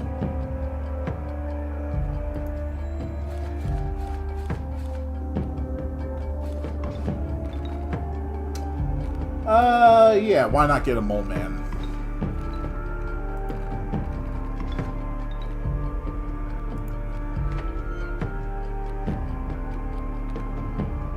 And now it ends, because one touch from this instantly kills the moon.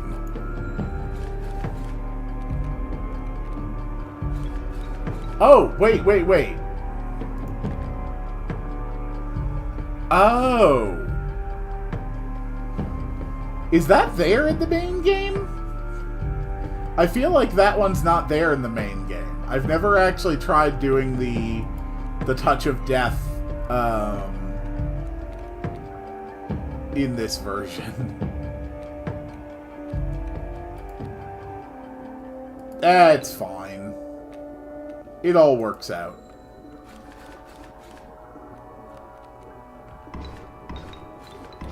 It's a little more rough, but I'll be alright.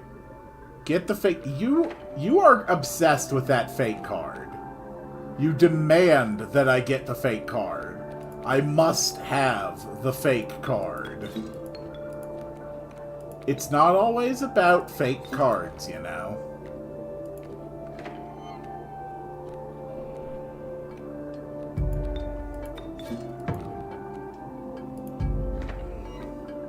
There you go. We got the fake card.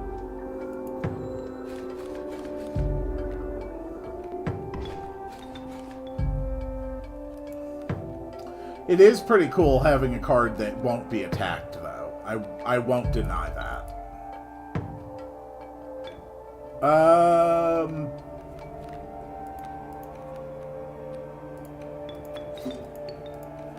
There we go.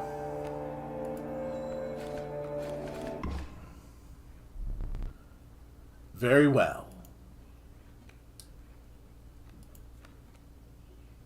Let it end.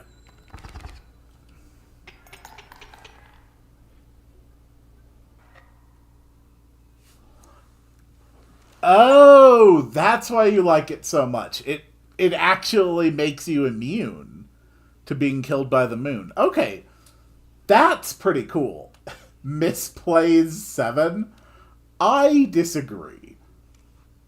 I won't say there were 0, but I don't think it was 7. I scoured the disc last night looking for some kind of explanation, and I found some really wild stuff. It made me think, what is the old data? And why does Leshy only talking about it when he's wearing the woodcarver's mask? I found some log for Mr. Kaminsky. It was pretty clear when I met him that the guy had issues, but he seemed to be saying in this log that the entire development of Inscryption was a cover. For what? How infuriating if true. Time to start another run, I guess. Alright, we have unlocked the Dire Wolf. Will attack the opposing space an extra time when attacking. Interesting. To be honest, Act 2 is actually my favorite. And I think that's because it's actually really, really similar to the Pokemon trading card game for the Game Boy. It basically operates under the same rules. Like, go out, fight people, win packs, build a deck. And this is the Direwolf Pup. At the end of turn, Direwolf Pup will generate 1 bone, and then he'll turn into a stronger turn. We unlocked another challenge. Bosses award regular cards instead of rares. Okay. Interesting. We're actually doing pretty good so far on unlocks. There's still a lot more stuff to unlock, but yeah, Casey's mod, it is what it is.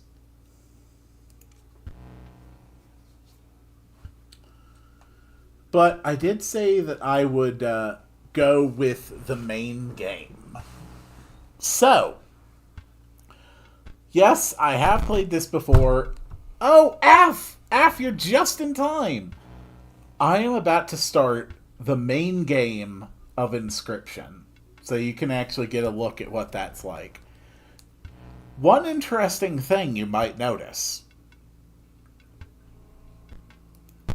I cannot select new game. This is the way it will be on a fresh save of this game. There is no new game option.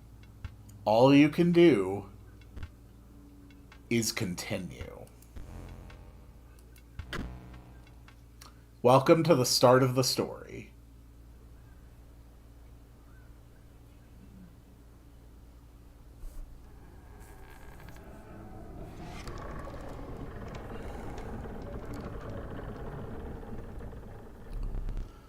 Another challenger. It has been ages. Perhaps you have forgotten how this game is played. Allow me to remind you. Play the squirrel card. Now, play your stoat. Stoats cost 1 blood. Sacrifices must be made. In honorable death, Play the stoat. Wolves require 2 sacrifices. You don't have enough. Ring the bell to end your turn and commence combat.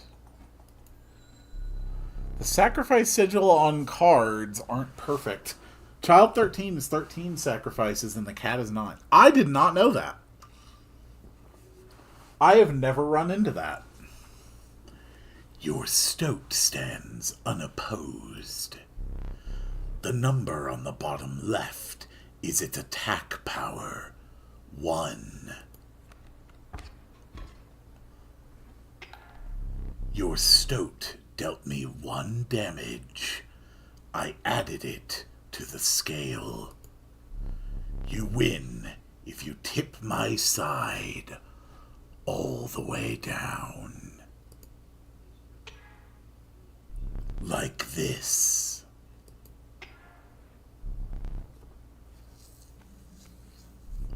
Your stoat stands in the way of my coyote.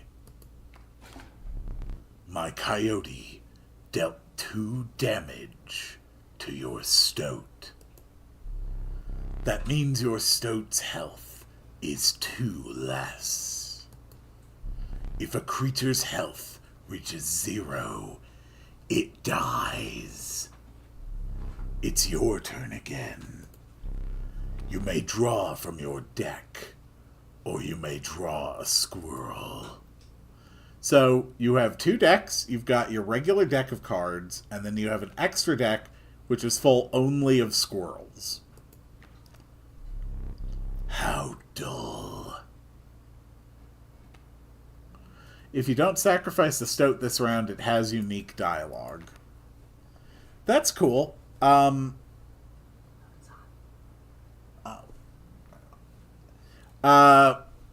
that case, I think, Green, I will go ahead and kill my stoat anyway.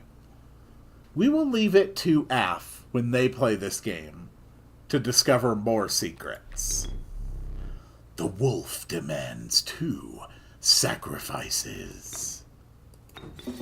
Huh? Hey, stop! Fear not. The beast is sacrificed, but not removed from your deck. Its suffering was real, but you will see it again. Cool. Go, wolf. Because you are learning, I will pass. Again the choice. A random card from your deck, or the certainty of a squirrel.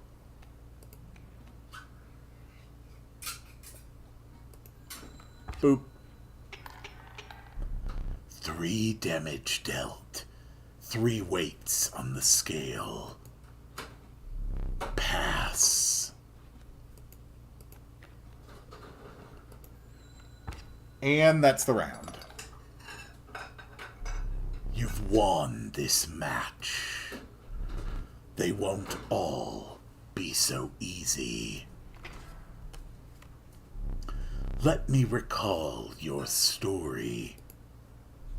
Oh, yes. You were lost deep in the forest.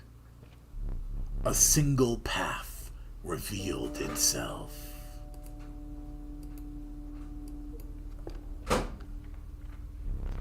Two denizens of the forest approached you tentatively. The caustic adder, damage from its poison bite, is always lethal. The undying cat, sacrificing the poor beast, does not kill it. Only one may grace your paltry deck. Since I always take the cat here, I'm going to take the adder instead. Another creature joins. is your caravan. Some of the creatures of the forest seemed willing to follow you. You came across an abandoned sack. You found a squirrel in a bottle. Break in case of emergency. And have a second. Another useful implement. I'll allow you to tip the scales with it. 3 is as much as you can carry. Cool, let's keep going. You were ambushed while crossing some rough terrain. You sacrificed me while I was sleeping. It was the right play, I get it. Maybe you'll help me. Play along for now. Take your turn. You may now see my moves ahead of time. So what he means there is that on his next turn, this row is the stuff he currently has active. This is the row of stuff that's going to try and push forward on his next turn if it's able to. All right. So first turn, I don't draw. We're going to drop a squirrel and just in the turn. You know you can play more than one card per turn, right? Mind the ambitious wolf cub. It ages swiftly. So the various symbols on cards show you what they do. If you right-click on them, like it's prompting you to do, it will bring up a book where you can actually keep track of what the sigils do. You can reference them. You can see what you're up against. So Fledgling. A card bearing this sigil will grow into a more powerful form after one turn on the board. So this wolf cub, it's going to get more strong next turn. And this bat here has Airborne. A card bearing this sigil will strike an opponent directly, even if there is a creature opposing it. Cool. So what I'm going to do is grab another squirrel. And I'm going to play a river snapper here, just because it's got a lot of health. I can't sacrifice boulders or stumps or pelts because they don't have any blood. The airborne bat flies over creatures to attack directly. Alright, and Feud, go and you have yourself a good day. Thanks for stopping by. Ha! My bat flew right over your river snapper. Okay. So River Snapper is going to attack and kill his bat. The wolf is going to kill this boulder on his next turn. So we're just going to drop a squirrel. Was I not clear? You can play a squirrel and also sacrifice it on the same turn. Yeah, I know. But I want to make sure that your wolf dies. A serpent, perhaps more deadly than man. See? Just that easy. And now we will bring out the stoat. And the stoat will get to survive the whole fight. Here we go!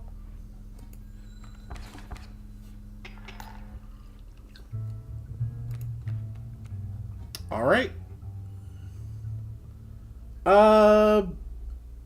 I mean, I can end this a little faster.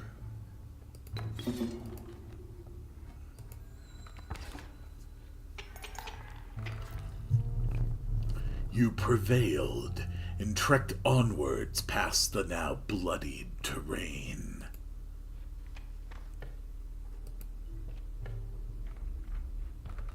Alright. The meek sparrow An inexpensive, if feeble, flying creature. Sorry, I didn't catch what it said for the wolf cub, but you get how the wolf cub works now. After a turn on the board, it turns into a wolf, and it gains 2 power and 1 attack. Some things turn into completely different forms when they have the fledgling sigil.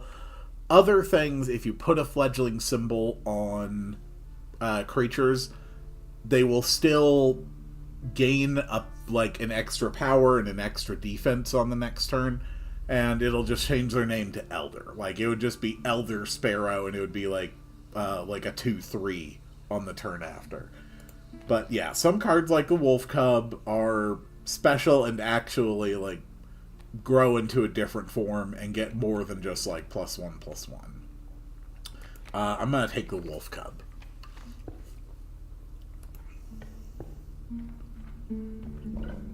You stumbled into some strange stones in the mist.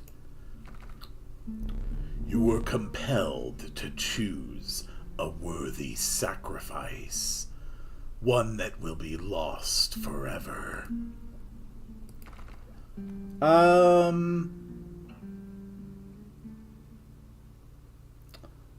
I kind of like getting the death touch on something else. You looked upon your menagerie and selected a healthy host. So what this is going to do is it's going to take the base sigils on this creature, in this case, the Touch of Death, and whatever card I choose to sacrifice it with is going to gain that sigil. So I'm going to give it to the Stoat, since he's got, some extra life, and that 1 power means he will actually be able to attack. Pick me! What an honor! A ghastly spectacle, but the soul of the adder now lives in the Stoat. And now we have a totem battle.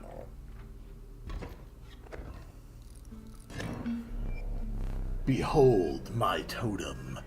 It inscribes my canine cards with the airborne sigil. So, yeah, the way that totems work is each totem is built out of 2 parts, a base and a head.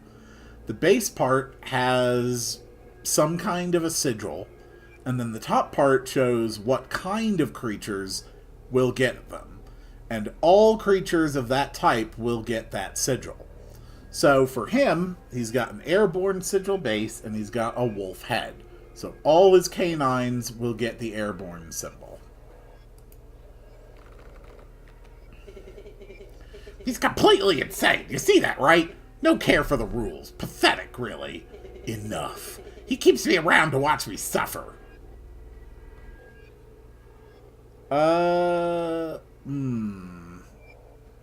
This is a bit problematic.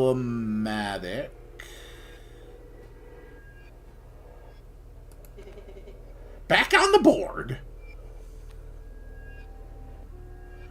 I could drop a wolf right now, but it would require popping both my bottles, and I don't want to do that. My totem has granted my coyote the power of flight. Cool. We're gonna go for this. He wins next turn unless I pop a squirrel.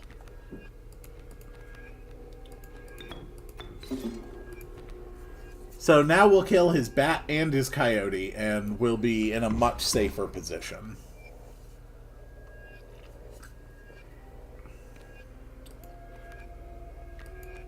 Drop a squirrel. This evens out the scales a bit. You're 4 damage away from winning. There goes his wolf cub.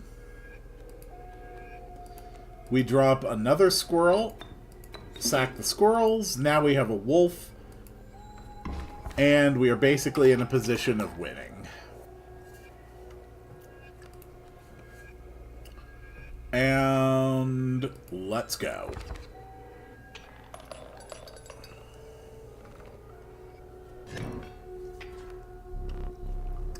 Impressive. You may yet survive this ordeal. Knock on wood. Alright, let's get another card. The conniving raven, a blight upon the skies. The proud wolf, a vicious contender. And a cat. Honestly, at this point, having the cat would be really helpful. An important thing to notice, sometimes you might see a card get a little mushroom underneath it. What this means is that you already have at least one copy of that card in your deck. And the reason it's marked with a mushroom is because in later runs, if you get to the mycologist, they can combine two copies of the same card, combining all of their attack, all of their life, and all of their sigils into one monstrosity. So that's what the mushroom means. But I'm just going to take the cat for now. We can scroll up just to check on these. What about an undying wolf cub? That would be pretty interesting. This is not my first time playing Inscryption, John. I was actually playing Casey's mod for a couple hours first. But I'm showing the main game off just as part of the stream as well for people who are interested in seeing what the main game is like. I think I like the idea of going Undying Wolf Cub. That honestly sounds pretty sweet. And that's... yeah, let's see how this works. Alright, Wolf Cub. So you're playing the main game. It's kind of the same, but only difference is you know the end if you have the film or not. Well, there's a big difference in the main game. And the big difference is that the main game is composed of 3 specific acts. Whereas Casey's mod is specifically a roguelike section built around the first act of the game.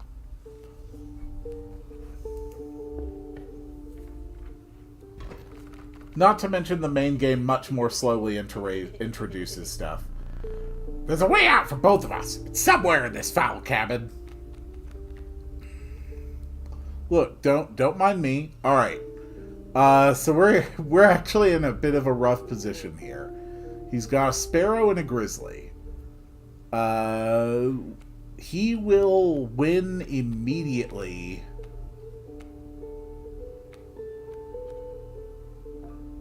I think we're gonna pop the squirrel, put it there, pop a second squirrel here. And we're going to go for Wolf Club. There we go. Oh, right, because the Grand Furs block flying. Right. Still, I don't want that grizzly hitting me. Okay. It's a rough position, but there's something similar for Casey's mod. If you play very good... there's a block called Grizzly Attack Force Defends Above and Below. I'm not too worried because I've got a Touch of Death Stoat. You sure? Of course I'm sure. We got this.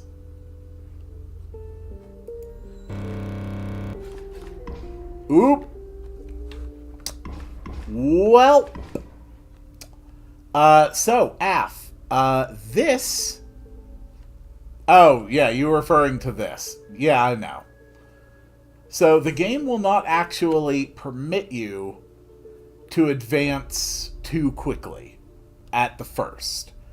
There are some specific builds you can get which do allow you to defeat the swarm of grizzlies that he will drop down basically as an instant kill. But obviously, this run, I am about to die.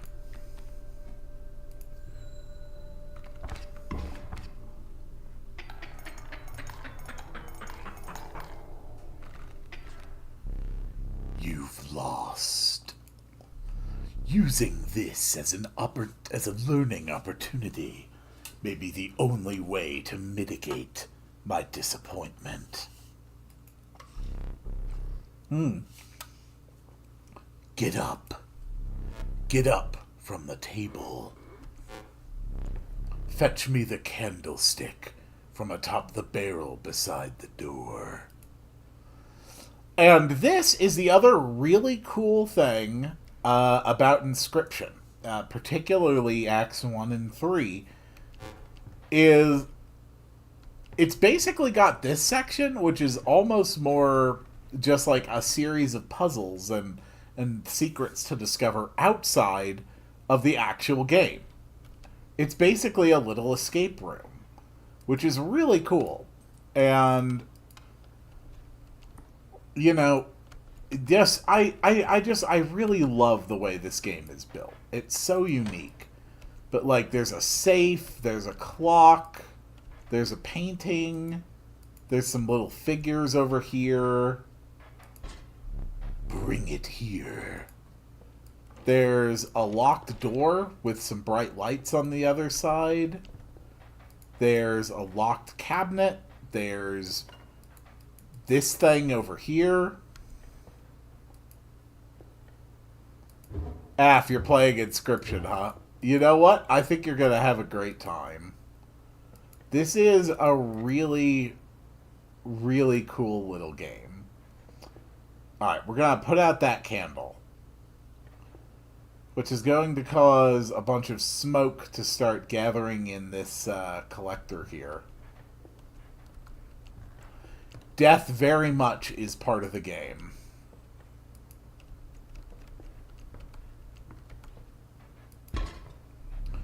Now sit back down. I don't know how long I'll be able to keep that Leshy voice up. That one is very rough on the throat. Let me explain something to you. That was one of the 2 mistakes you can make here. If you make another, I must sacrifice you. Yeah, we're not going to keep that Leshy voice. That's a fun voice to do. I think it sounds great, but it's just too rough on the throat. Ah.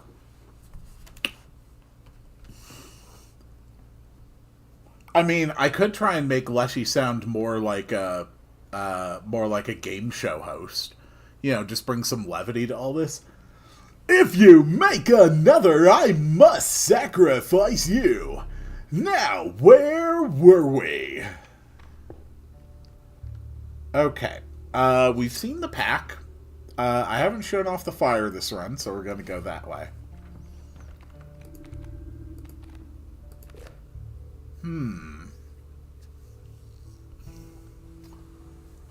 I think this going with the Sparrow just because it's cheaper. Yeah, Leshy's a game show host now. You came across a small group of survivors. Faces shrunken from starvation, they huddled around a campfire. They looked upon your group of creatures and beckoned. Come, warm one of your creatures by the fire, one said. Warm it by the fire. That will enhance its power, said another. You noticed one of the survivors wiping drool from their mouth. I'm going to send in my Sparrow. Having a 2-2 for 1 would be pretty good. The fire warmed the poor Sparrow, enhancing its power. One of the survivors reached toward it. Another gnashed their teeth. Without a word, you pulled the sparrow away from the fire and left. Oh god, doing that voice for Leshy feels so wrong. The trees seemed to close in around you as a chill mist descended. In the distance, you could hear the clinking of metal on stone. A hobbled figure stood in your path. Hey-ya! 'Twas a prospector! Alright, so you've got your nice pack mule there.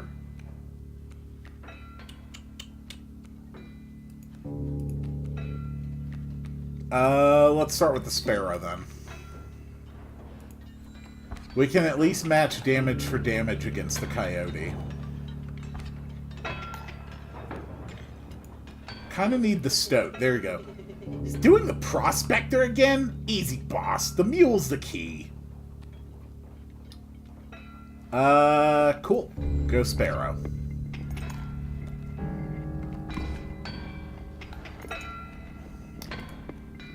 Alright, let's do this. We're gonna drop a squirrel here, stoat, and we're gonna kill the mule.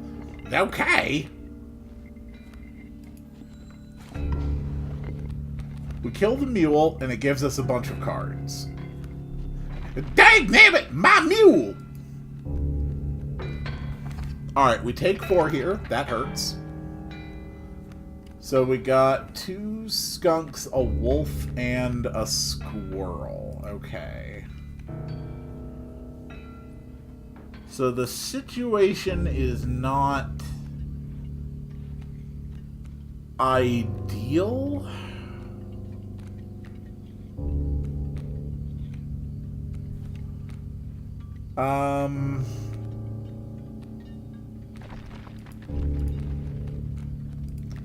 Honestly, what if I did this just to buy some time while I build up my hand with some cards so I can make sure that I'm ready for phase 2?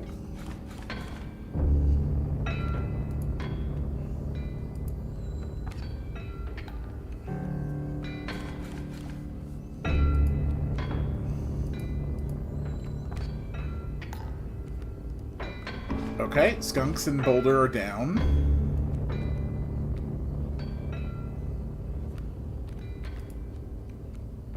Okay, wolf cub.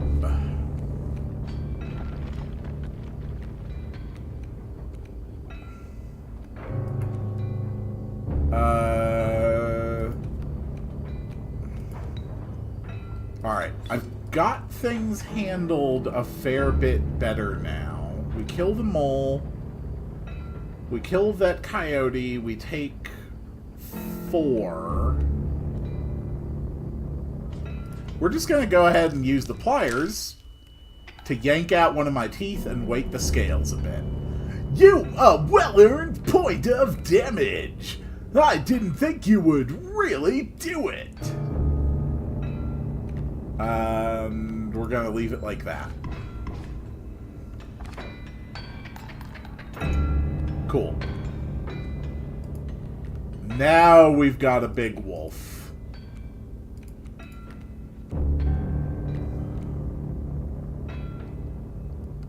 And now we're gonna drop the river snapper.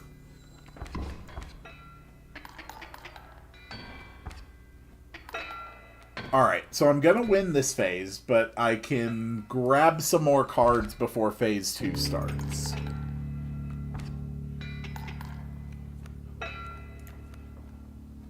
Good.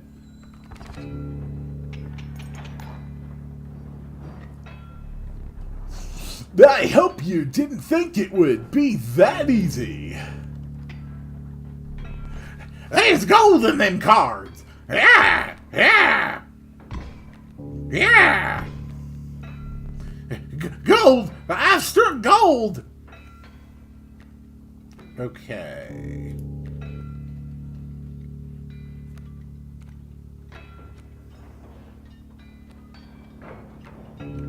So I don't want to take the extra damage here just yet. Get him! So first we're going to drop the squirrels. We're going to kill the bloodhound. Okay, they've got an adder over there.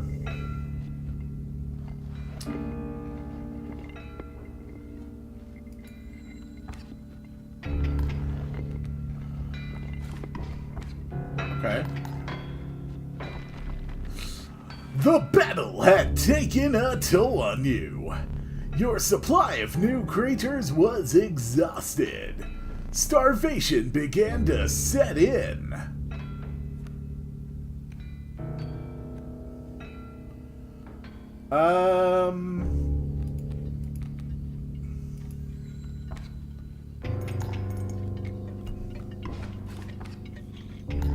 Yeah, I think I'm dead.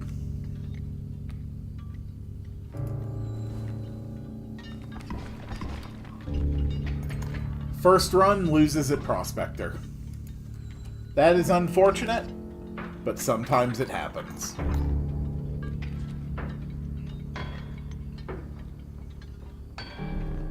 More gold for me! And good God, those hands are creepy as hell.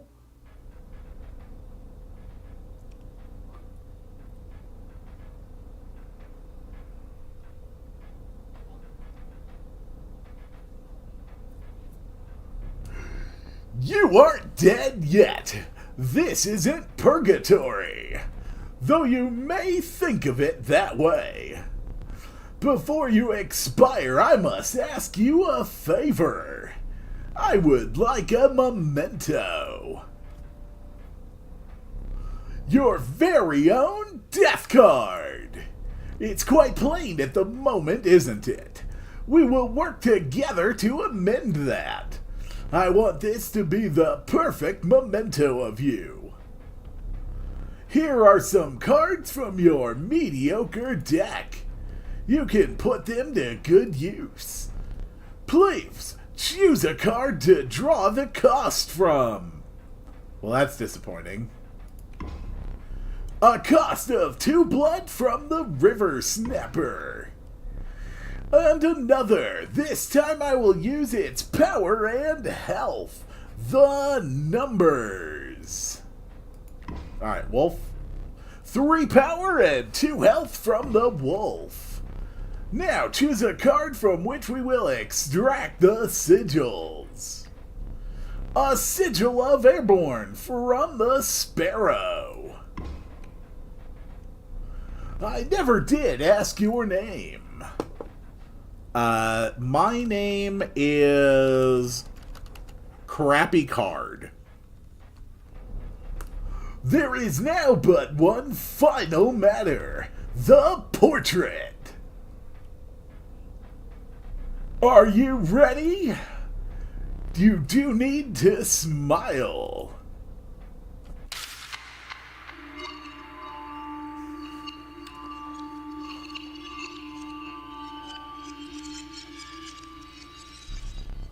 Here we go again. Another challenger. Perhaps it is time. Perhaps you can understand bones. The resourceful opossum costs 2 bones. You gain a bone when one of your creatures perishes for any reason. Cool. Go, my stoat. From the death of your creature, you gained a bone. You will not lose this until it is spent or the battle ends. Cool.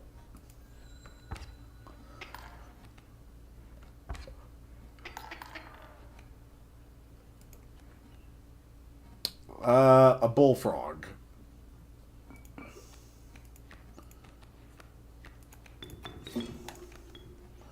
And now we have 2 bones, so we can play the opossum.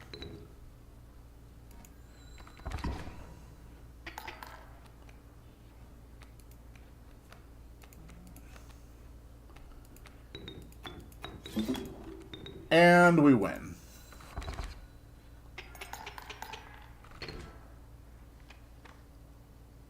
All right. Oh!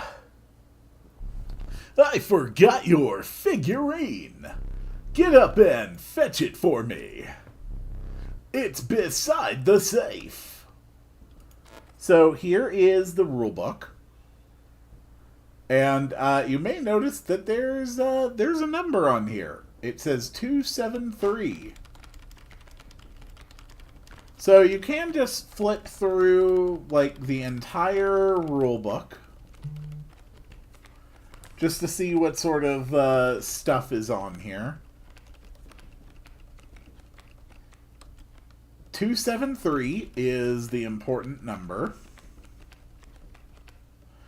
But toward the back, you get to abilities that are partially inked out. It's still mostly possible based on context and what text does exist to figure out what they do. But yeah, there's all sorts of good reference material in the rulebook.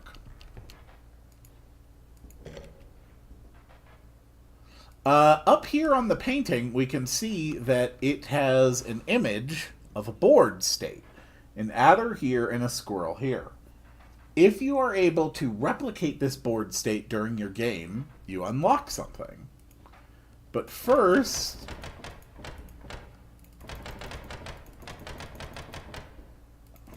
we have a code. We found a stink bug. Oh, hello. I wasn't sure if I would ever escape that iron crypt. Is the stoat around? The stunted wolf? This madness must end. Put that away! We also found a key.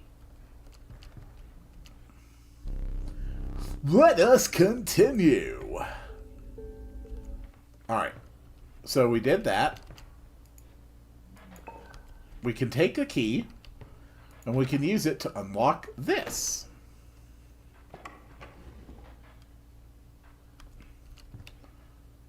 We can also extinguish another candle to put more smoke in here. So here we have puzzles. So you have to arrange these slides in such a way that it will result in 5 damage being done over here.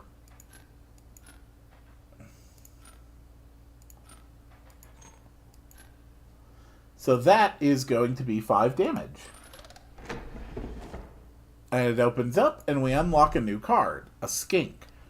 I forgot I had put that there. Very well. You may add it to your deck, and I'll deal you one every so often. Now, on this one, we have to worry about these sigils. So, let's see.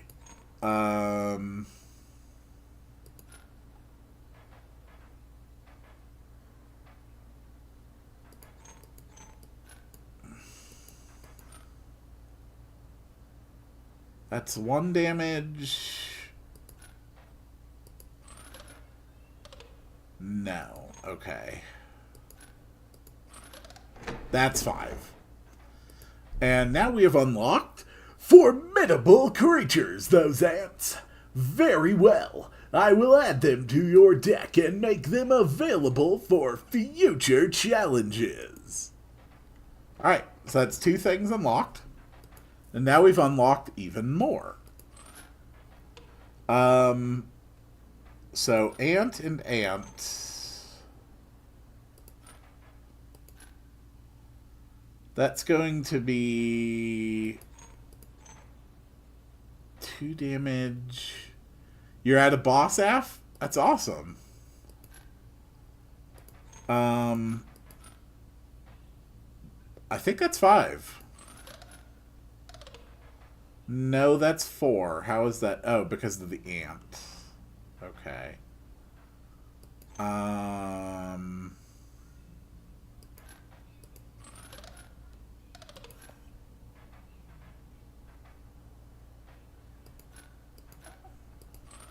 None of that gets through.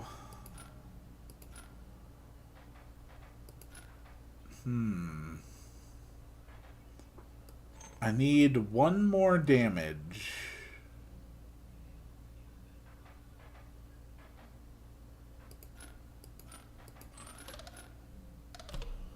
No.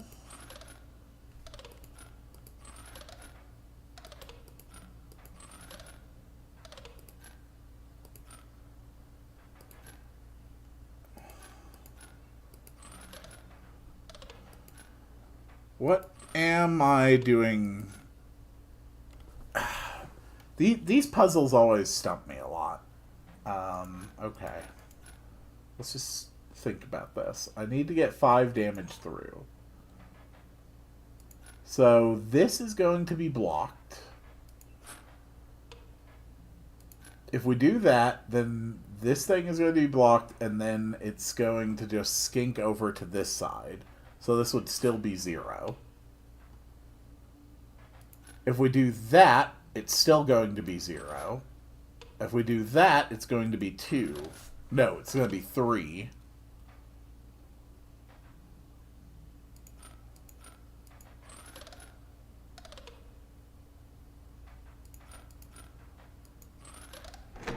There we go. Curious. Alright, so now we got the caged wolf. And now we're on this one, which just has a bunch of, like, bifurcated stuff. That's 2. That's 2. Because this one would move over here.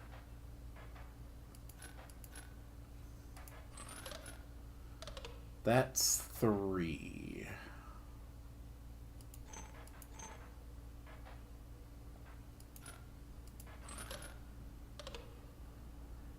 Yep, death is part of the game.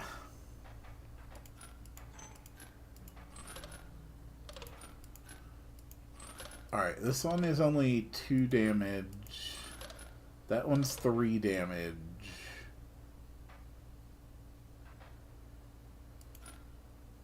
Because that's 1 damage here, 1 damage here, 1 damage here, but then this one is going to move over here.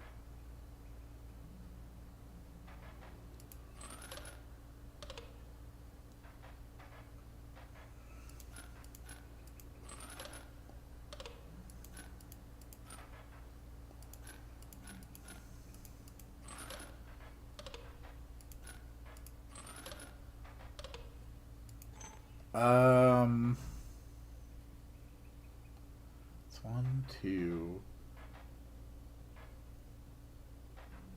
3, 4, 5. No, because this one gets hit and then it moves over there.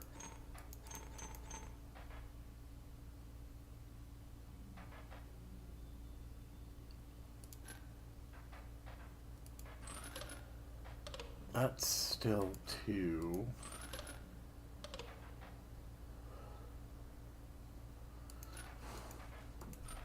I'm not good at these. I can play this game very well, but these board states are very confusing to me. I need to check this. Here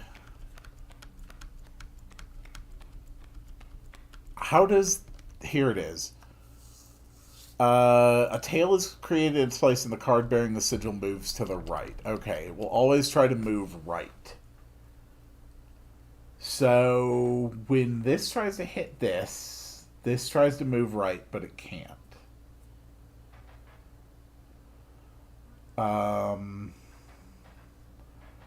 This one's locked and this one's locked. I can't do anything about those.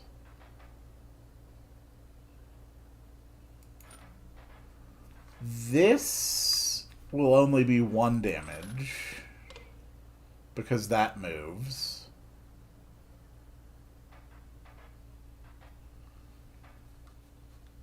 This will also only be 1 damage. This would be 2 damage. No, how is that 1? It's 1 here.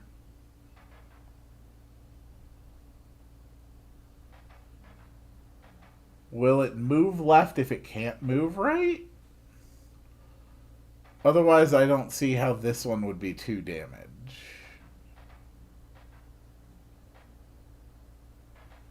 Or it would only be 1 damage.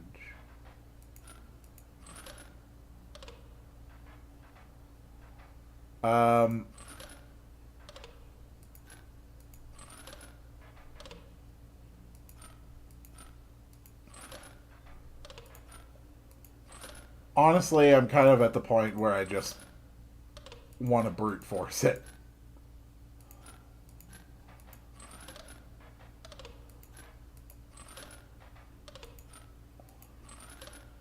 Okay. So the only other card I can really move is this one.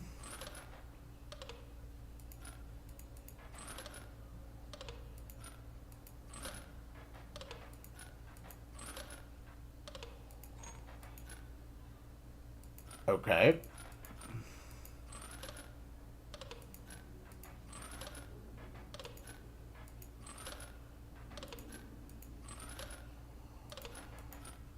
Okay. So what board states have I not tried yet?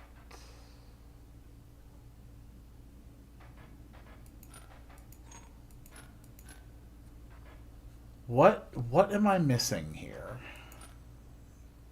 That would be 1, 2, 3.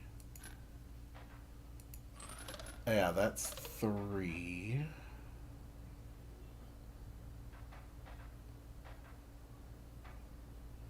Because this one deals 1 damage back to its attacker.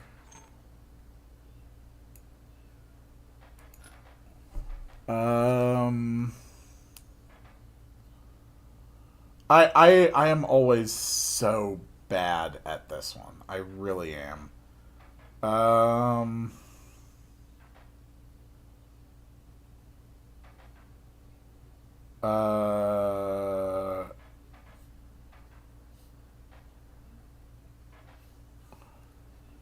It's not.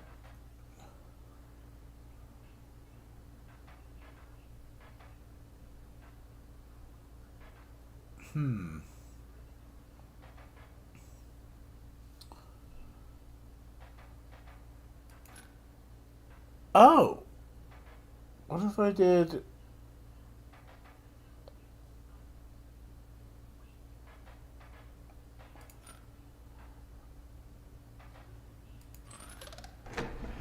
Okay, there we go. There we go. Okay. What I didn't try doing was adjusting that first one up. Okay, that worked. The important thing, though, is that we got the absolutely most broken totem in the entire game. Without having met her, this wood carving is meaningless. In time, you will understand its power. Alright, so a couple of really important things we got here. The caged wolf and the squirrel head. We also want to try and replicate this board state if we can. The meager coyote, but what did you expect for only 4 bones? The nefarious rattler, a brittle creature, once past its monstrous fangs. The unkillable cockroach, it returns to your hand after dying. Yeah, cockroach. Cockroach is great. You know you're free to get up again, to keep your blood flowing. Yeah, I don't need to. Okay, so we can pick an item. So this will give me 4 bones. This lets me get a tooth. This lets me make a boulder. I think I want to go for that. And the scissors are always good to have. Feeling overburdened enough with a full 3 items, you carried on. Alright, let's keep going. So one thing I want to do is I want to try and get my caged wolf killed. You again! Indeed, our friend freed me. Well, I basically told them how to do it. You got a plan? We have another friend here. You've got to be... I wouldn't call him a friend, but I suppose we are in deep this time. Okay.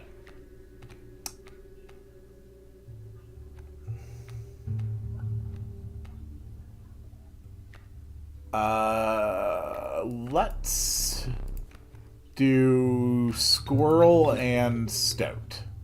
That is not a misplay. Stop pestering me. You silly creature. Caged wolf. Perfect. Okay. At some point on this run, I want to get at the caged wolf, and I want my caged wolf to die.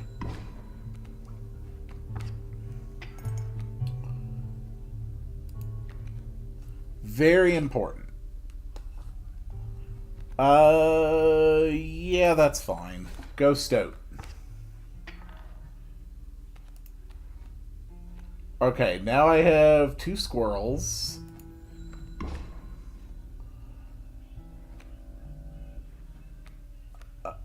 I mean, are you really done? Are you not gonna play anything else this round? Okay. Alright, Leshy concedes. Yeah, we'll go ahead and accept the surrender. If you desire it, you may stand now. It will allow me time to plan. I don't need to stand right now. Hey, it's my crappy card. I really don't want to just stock up on cards that cost 2. I'd rather just get a wolf cub. Okay, more items. But we already have 3 items, so we can't take it. So instead, a little friend comes out and gives you a pack rat card. When you play it, it lets you get an item. Yeah, dude. All right, fine. Look, I'll stand up. You really, really want me to move around. I already moved around, okay? I'm already doing, like, pretty good, I think. So, yeah, you may notice that there is a caged wolf statue here. So, if we can get our caged wolf cage to break, this cage will break as well. Alright, let's go. After this run, I'm going to end the stream since I've already been out here for 3 hours. So just want to mention that now. I enjoy just having a nice, relaxing time playing this, though. It's very satisfying. Okay. Your wolf came out. Oh, the stump attack. Oh. Whoops. The stump attacked. I forgot the alpha makes other things stronger. So we've got the trapper. They'll trade teeth for pelts. I don't have any teeth, though. But I get a free pelt, so that's something at least. Died in Steel Soul and Hollow Knight today. That sucks. I don't know what that is, but it sounds disappointing. Yep, you'll trade those to the trader.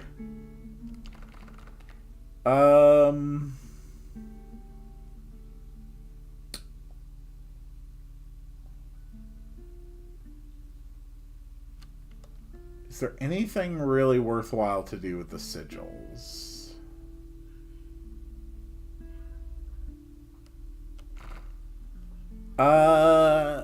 Actually... Oh, a no deaths mode? Oh, that sounds horribly hard. We are going to put the pack rat thing on the cockroach, which can just keep coming back to my hand when it dies. So this will let us do a lot of item stacking. Alright, time for the next round. Okay, you've got a wolf cub.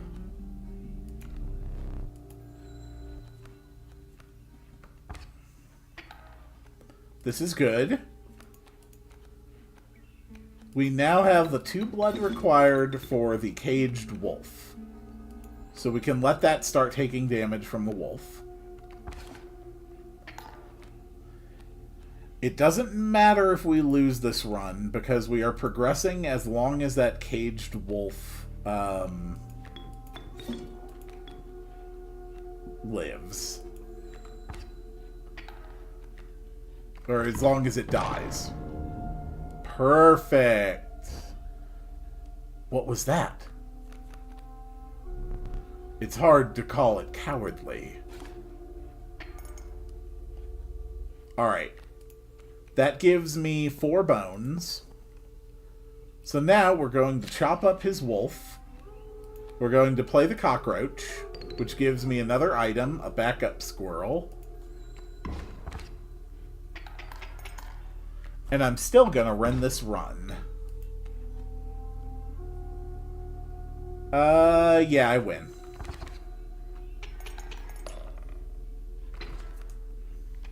Easy. And now, it introduces the trader and the trapper, lets you learn how this works. So, what can I get for the rabbit pelt? Black goat is always good to have.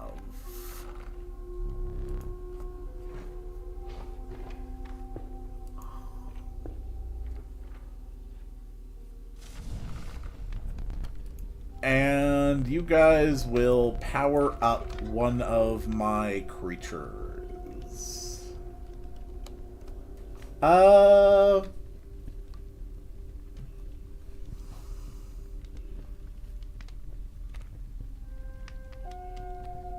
about my stink bug?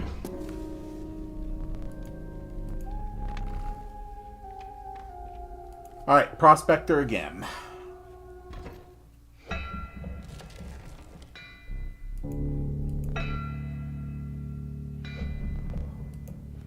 Yee-haw!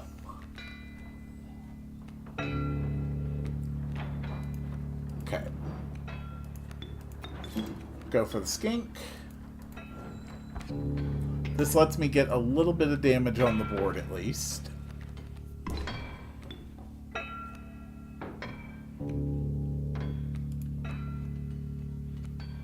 Cockroach. Okay. Not ideal.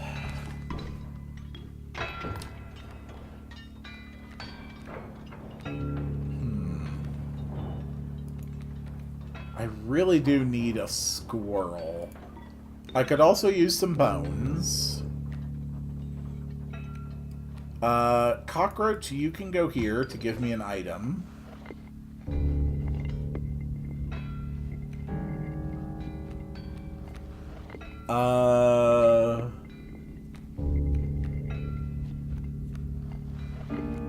Squirrel can go here. And I can sacrifice these 2, which returns the cockroach to my hand, to play the ant queen.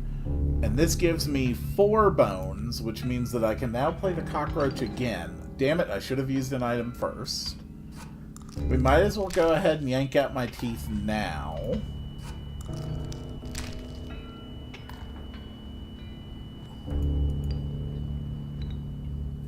And we just want to make sure we beat up that pack mule. Okay. Worker ant.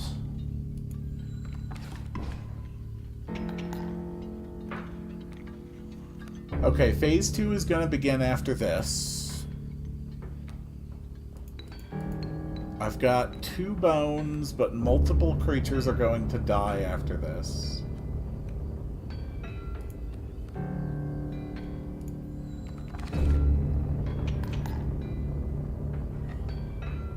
Okay, phase 2.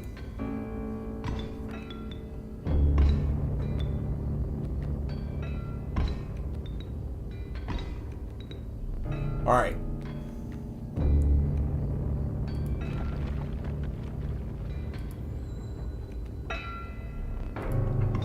Bloodhound attacks.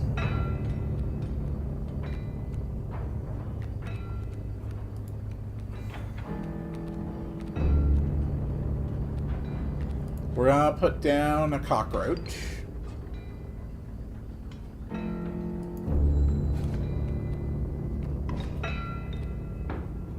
Cool. Going to play a squirrel and bring out a wolf cub. That's at least 1 more damage on the bloodhound. Perfect.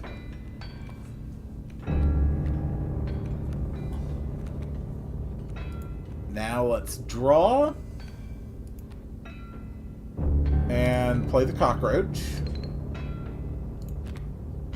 Adversary will entirely skip their next turn. I mean, I'm not going to make it to the angler, so why not? I have yanked 3 teeth out of my mouth in this fight. Alright, play a squirrel. We can sacrifice both of these for a wolf. And then the cockroach gets played again.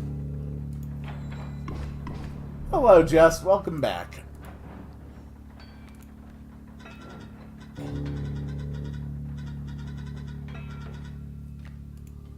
Let's do it.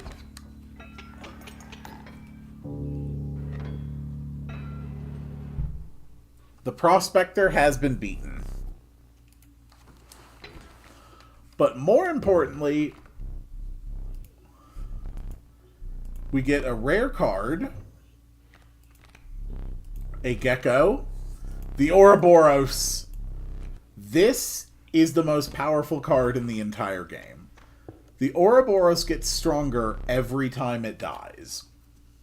It does not reset between runs, nor does it reset between acts of the game. The Ouroboros is busted. Beyond busted. It is actually insane. But even more importantly than that, we freed the wolf. So now we can go over here. We put the wolf in, which causes the squirrel to give me a dagger.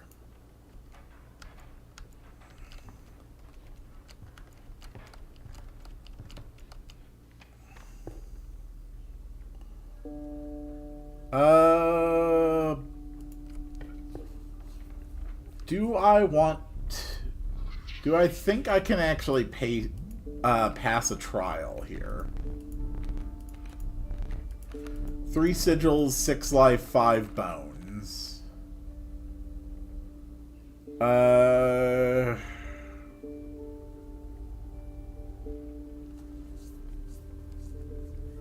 None of these seem particularly likely to pass. But the odds are best that I'll have at least 3 sigils. Okay, we pass sigils.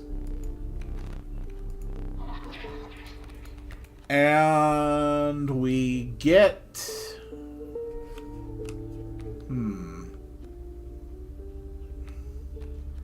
I'll just take the elk. So I could get a card out of the deck.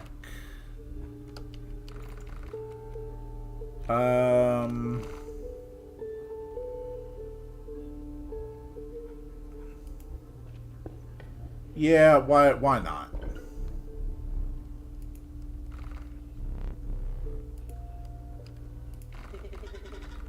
We are going to give up the black goat.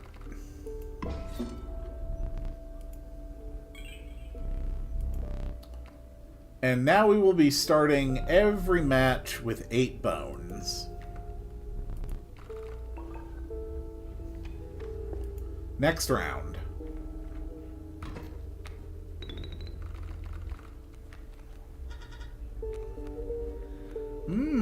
Stinkbug sure looks a bit different now, doesn't she? You have a bullfrog over there. Drop a bullfrog and a stinkbug and a possum.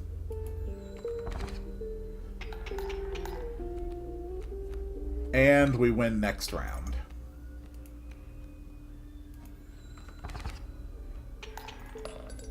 Just that easy.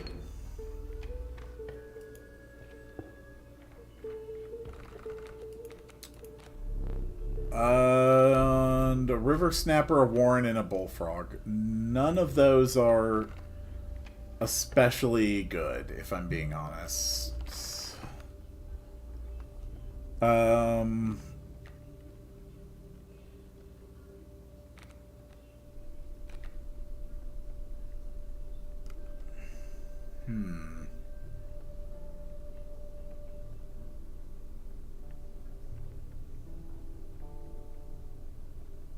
Honestly, none of that really appeals to me. We'll just go for the fire. Alright. More campfire. We are going to put the extra power on the cockroach.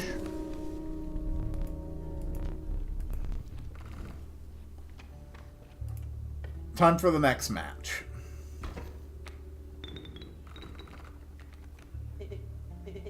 Look, there's a third talking card somewhere around here. Personally, I hate the guy. Biggest killjoy ever. But he's the only one of us with a plan to get things back to normal. Cool. Squirrel, stoat, possum. Let's roll. Oh god, 2 adders coming at me? Oh, that sucks. Yeah, that really sucks.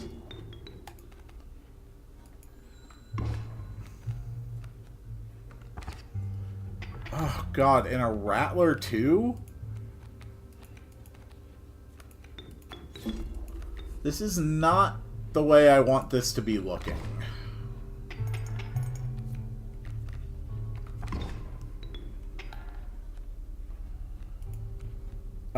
I might lose this, but I can always take out his rattler. And you know what? I never did enjoy having 2 eyes.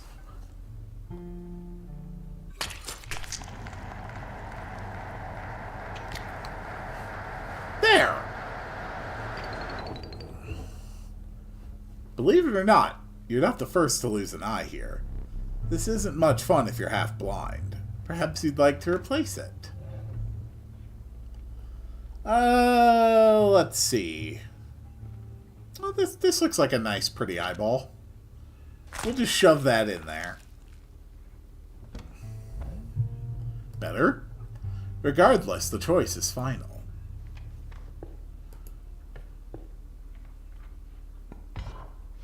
Okay. How much teeth do I even have? I have 4 teeth. Oof. Sure, we'll just take a couple rabbit pelts and call it a day.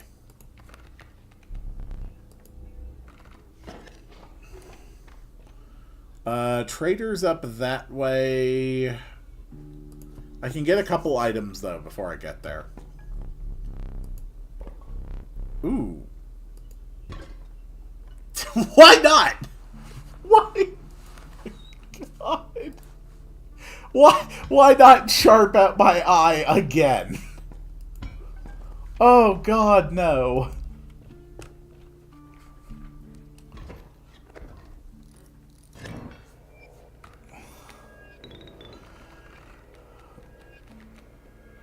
Okay, you've got fly-blocking birds.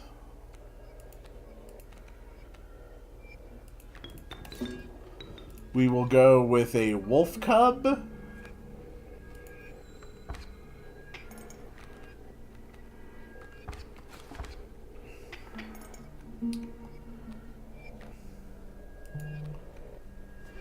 Oof.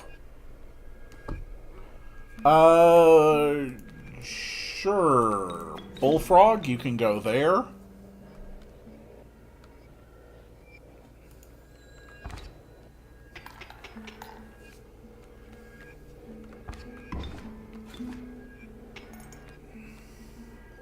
You know what? Maybe I've gotten sick of having both of my eyes all the time.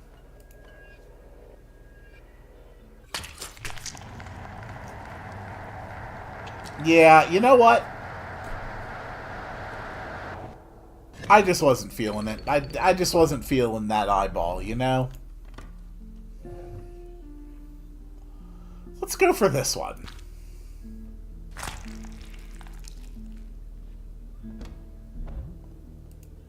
When in doubt, shove multiple eyeballs into your face.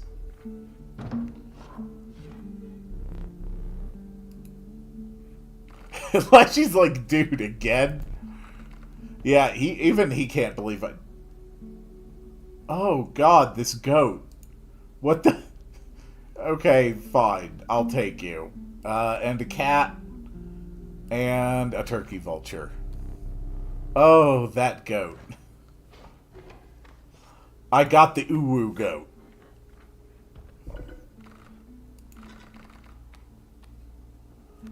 Oh god, it's because of the eye? Is it? Oh no.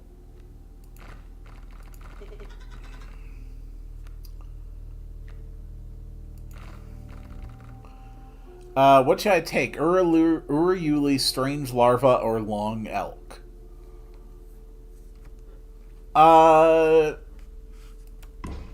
You know, it really depends what you have to be able to play things.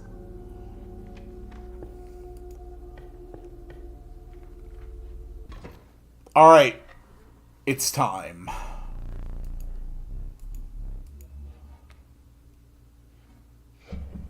Hello, Angler. A pleasure to meet you.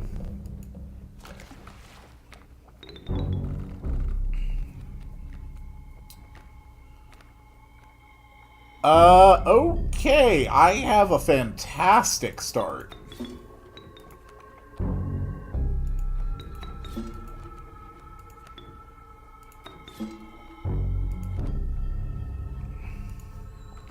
Let's do it.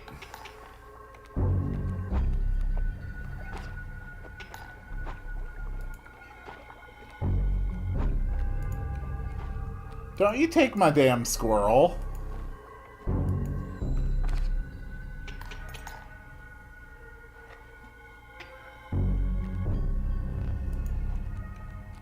Alright, there's the bait buckets. So this is where things get a bit harder.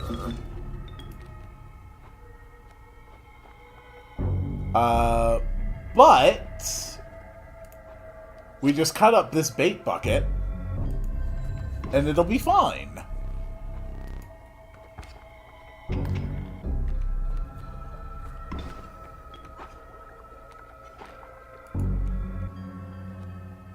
Ouroboros, you're back on the board.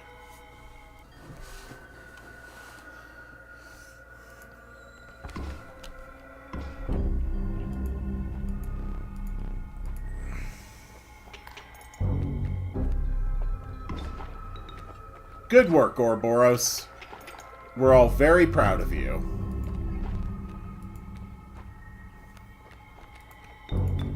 Ouroboros on the board. A possum on the board.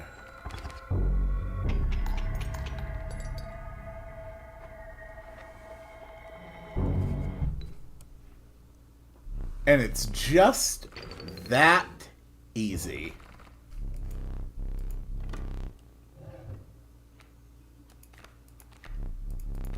Larva, pack rat, or child 13.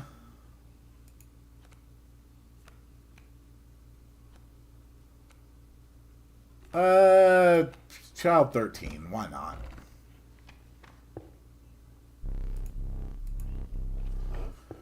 Alright, we're just gonna go until it basically bears me to death again.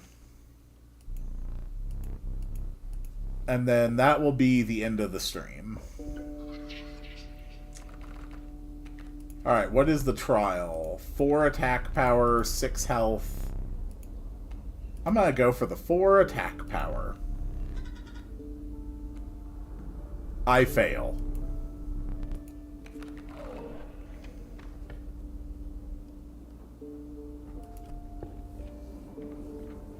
Okay, I don't want to sacrifice my black goat again.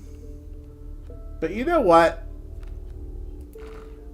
The stoat's just being kind of annoying. Goodbye.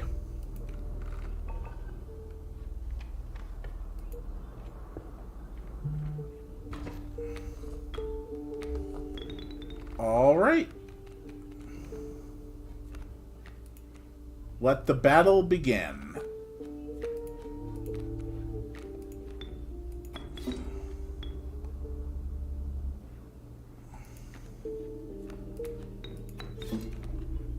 And Stinkbug, you can come out as well.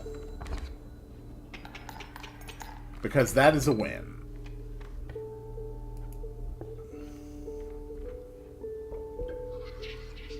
Hello. 5 bones, 6 health, 3 sigils. Yeah, we're definitely going to go for the sigils. We passed the sigils.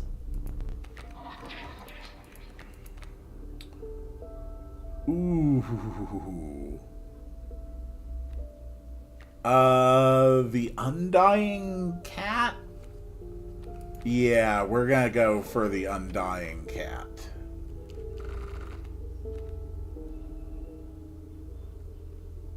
So that gives me a fair number.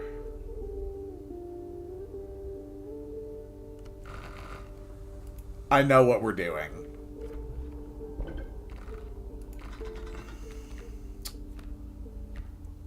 We are going to take... You know what? Screw it. We're going to sacrifice the Spink Bug, too. Why not? And we're going to put it on Child 13.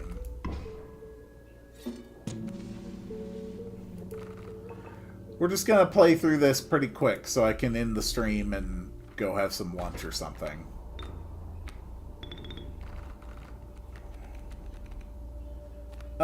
Okay. Raven eggs, fair enough.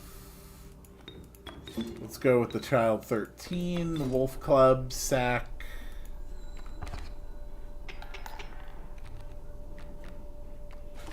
Okay. Oh, don't worry. I'm going to eat. I'm definitely going to eat. That's not going to be a problem. Yeah, that's fine.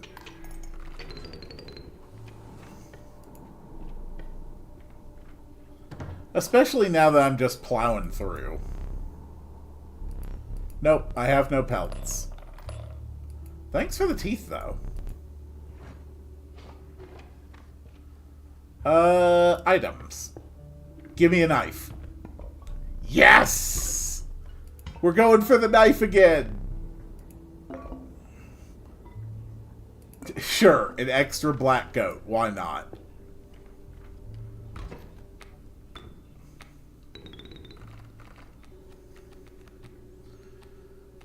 Okay. Squirrel, black goat, Warren, Child 13.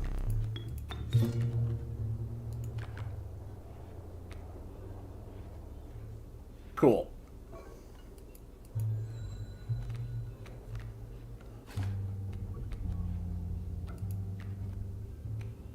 Turkey Vulture. I can afford that right away. And we can end this match if all I do is cut out my third eyeball this game.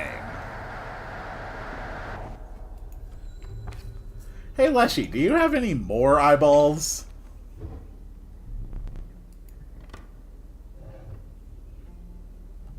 I'll take this one. Can you use the knife to kill the trapper? You might be able to. That sounds vaguely familiar. Elk Fawn, Moose Buck. We're going to take the crappy card. My very own death card. And now let's play the sigil game again.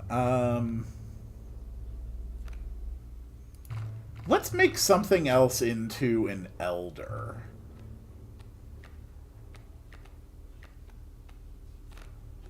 Why not the elder crappy card?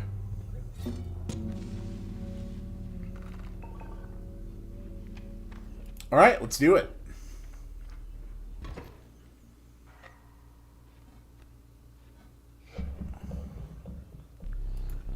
Okay.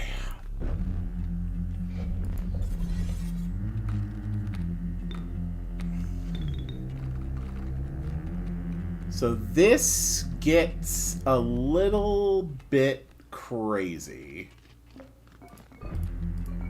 We're going to go ahead and immediately pop the squirrel into the black goat, which we're going to use to drop Ouroboros.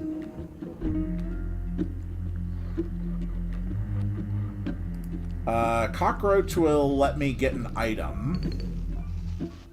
And specifically, we've gotten a frozen opossum. Let's go.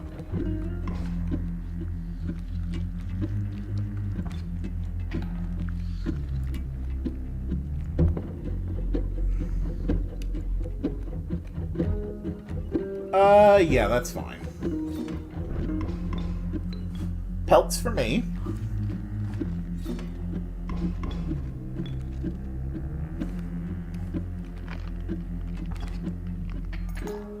Cool.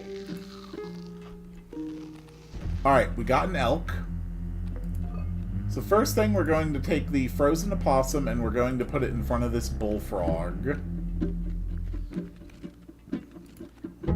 We're going to put a smoke here. We're just going to burn through all my stuff.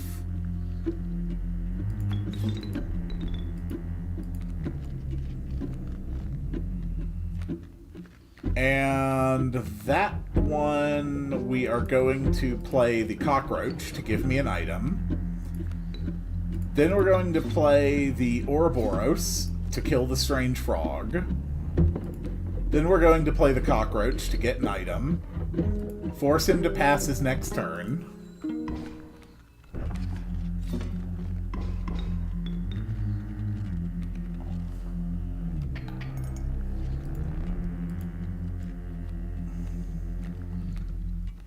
And just play a cockroach again. Bye, Ouroboros.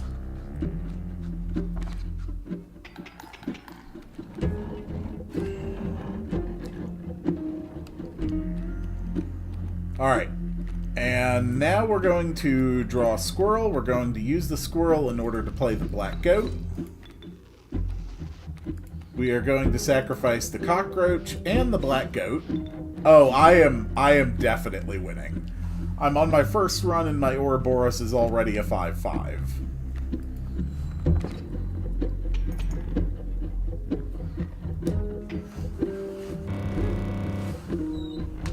Too fast, too soon. Okay. So, that's pretty bad. I might... Well, I don't want to get ahead of myself here, but I might actually get past the Grizzlies. This is the barrier it drops in order to make sure that you can't advance too quickly.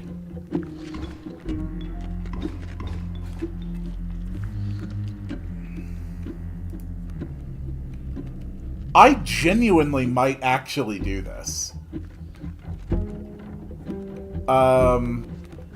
Okay, we're gonna drop cockroach again. That gives me a boulder. We're gonna drop the frozen opossum here. Oh my god. Okay, on this stream, I might, for the very first time ever, actually get past the bear rush. Holy crap. Okay, we're gonna put that there. Boulder goes here. We're going to drop a squirrel. Sacrifice the squirrel for the black goat. Sacrifice the black goat for the Ouroboros, which is now a 6/6. Oh my god, I'm going to win.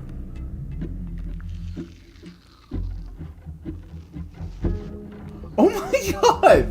I've never pulled this off!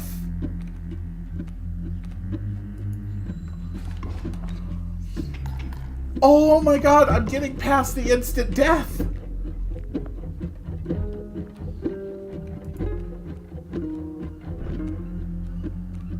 Holy crap!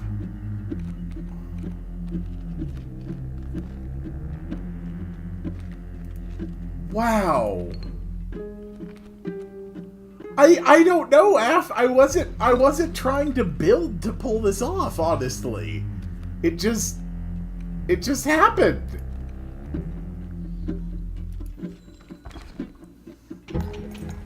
Oh my god.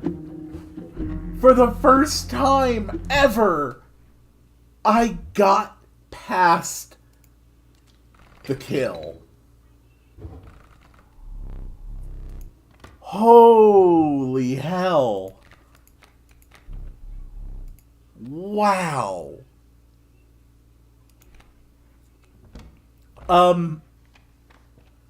Okay, so, I guess I'm gonna keep going. Give me just a sec. I'm going to start preheating the oven, so I'm still gonna end the stream after this run, but, yeah, apparently that's gonna take a little bit longer than I thought, so might as well have the oven ready to go.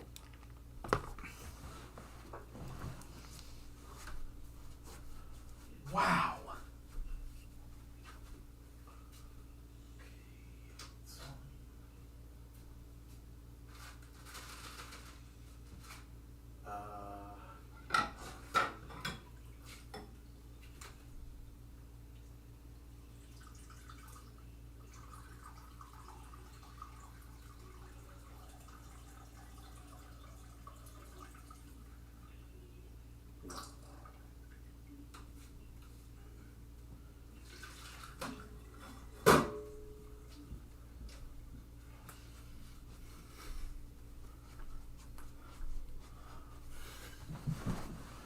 Okay, I'm back.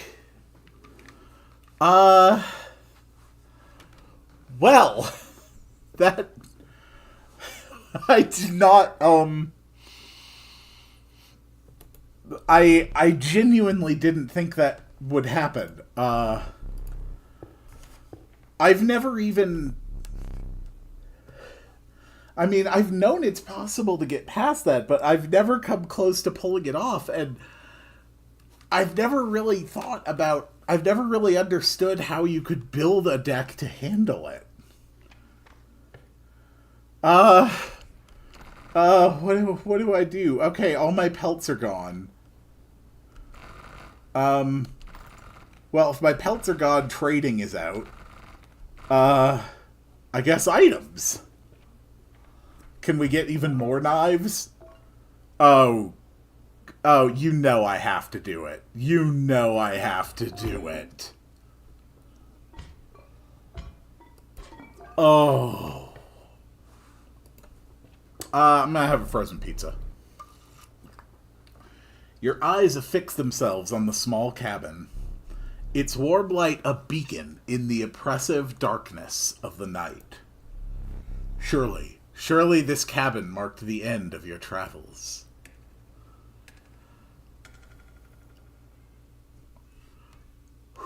I don't know if I can beat Leshy.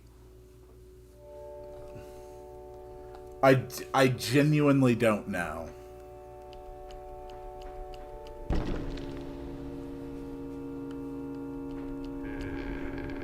That is so creepy. Steps away from the strange cabin, you are presented with an opportunity. I don't offer my boons to just any traveler. If you are able to pass my trials, you will be rewarded mightily. Okay. Trial of the Find. Okay, I don't have anything waterborne. I don't have a ring. Okay. I might get an airborne. If I draw my bird, I will get a very, very, very powerful buff for this fight. No. Okay, I don't get it. That is unfortunate.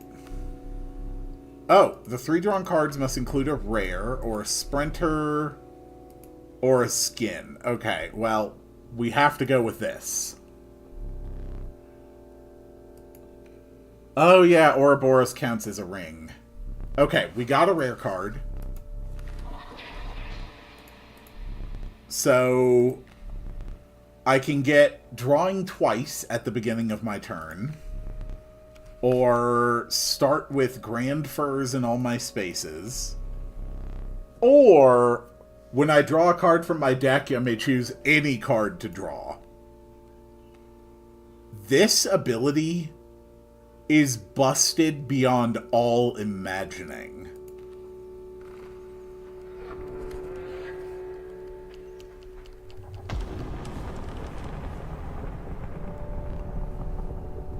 You managed to get a boon. This may be fair competition.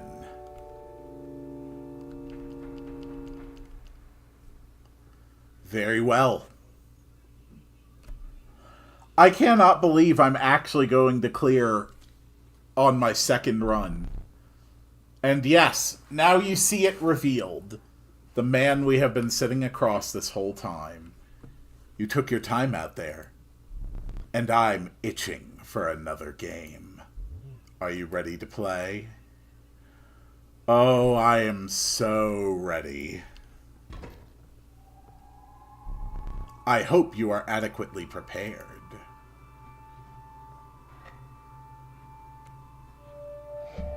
I worried that it would be anticlimactic to end the stream by playing through the main game, since I knew I was going to stop before I cleared Act 1. But holy crap, this is the perfect way to end a stream. Very well. Let us begin.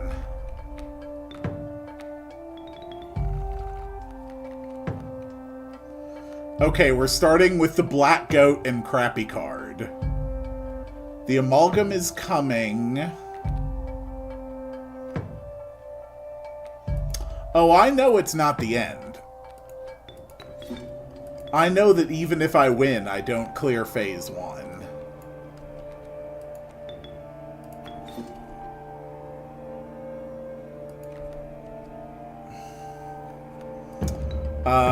And we're gonna drop a skink here just to be safe.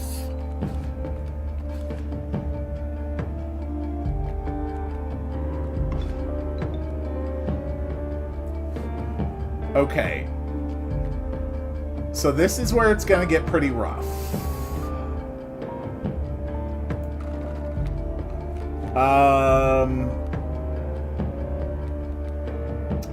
But I think what we just do is go straight for Ouroboros.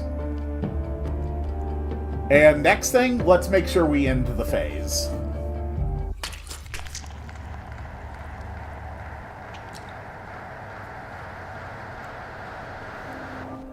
Okay, we're down a 4th eyeball.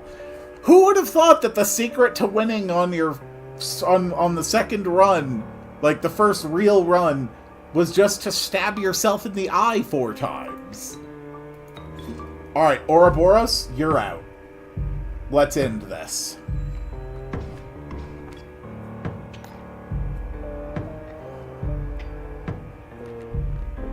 Okay. The true challenge was forthcoming. Shadowy figures appeared before you. In their eyes glimmered a recognition of kinship, but colored by guilt. They were betraying you. Alright, he's got my crappy card and something over there I can't actually see. Okay, so now I need to be able to take out his amalgam. So we'll go with a wolf.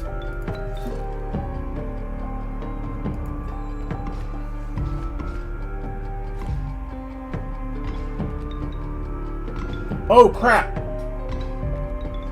I thought he was done with the trader phases. Okay.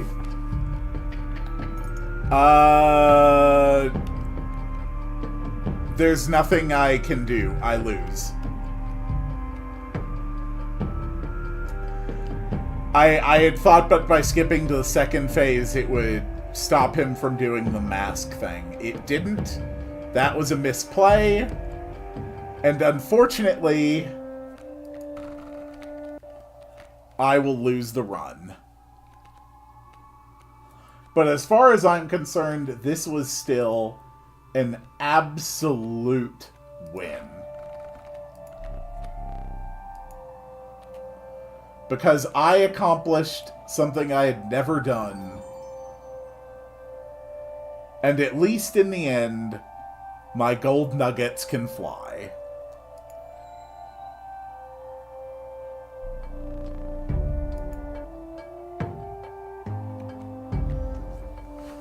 You know what, Leshy?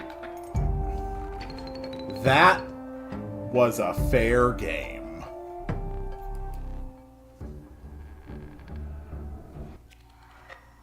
That was actually awesome, though.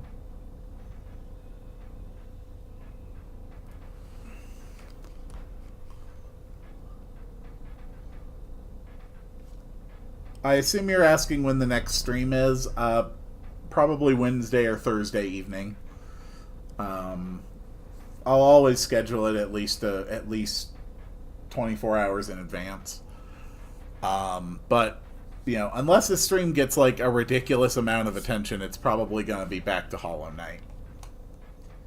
Stay there, no need to move. I'm afraid you are not dead yet. But I did get 6 deaths onto my Ouroboros. 6 or 7. Or 5 or 6 or something. Haha! I got your camera! Pathetic. Do you really think I would leave film in there? Do you have any idea what that camera is capable of? Give me that. We have a memento to create. Behold your death card. Shall we begin to ink it? Please, choose a card to draw the cost from. The ant. And another. This time I will use its power and health. The amalgam. Now choose a card from which to extract the sigils. Oh god!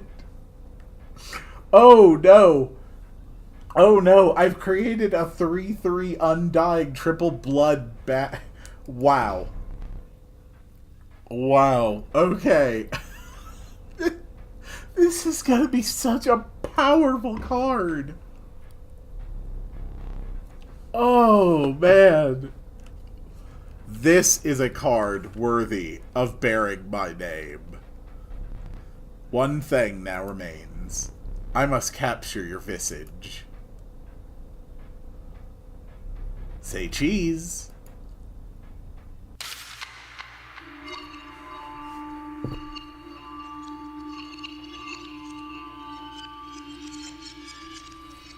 Worth it. Absolutely worth it. We also now are able to start out with the angler's hook.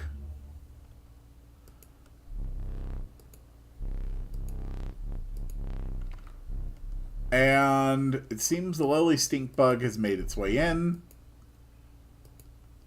The stoat is also now starting to look differently. That's so cool, too, that death card is going to have one eye. Squirrel and Bullfrog. That's probably something I can do. And now we have snuffed out 3 candles of smoke. I do relish snuffing out your excess candle before a boss. Perhaps you will now enjoy it as much as I do. There we go. And now we get more benefit from the smoke that we get when a boss dies. Alright, so that's going to be it for today's stream. Thank you all so much for watching. This was so much fun. This was so much fun. I had a great time. I may actually end up streaming Inscryption again, though it wouldn't be this week. My big goal for Inscryption is to beat Act 2 of the game with a full card collection. That is what I want to achieve with Inscryption. It's something I've always wanted to do because Act 2 actually is my favorite part of the game. And I think Act 2 also has the consistently most challenging card games until you get up to a specific point. So keep your eyes open for that. If you like what you've been seeing, you can always subscribe. And I will see you all on the next one. And AF, I hope that you have a wonderful time with this game. I have told you basically nothing about Act 2 and 3. I hope that when you get to those on your own, they are just as special to you as they were to me and to others who have played this. Good night, everyone.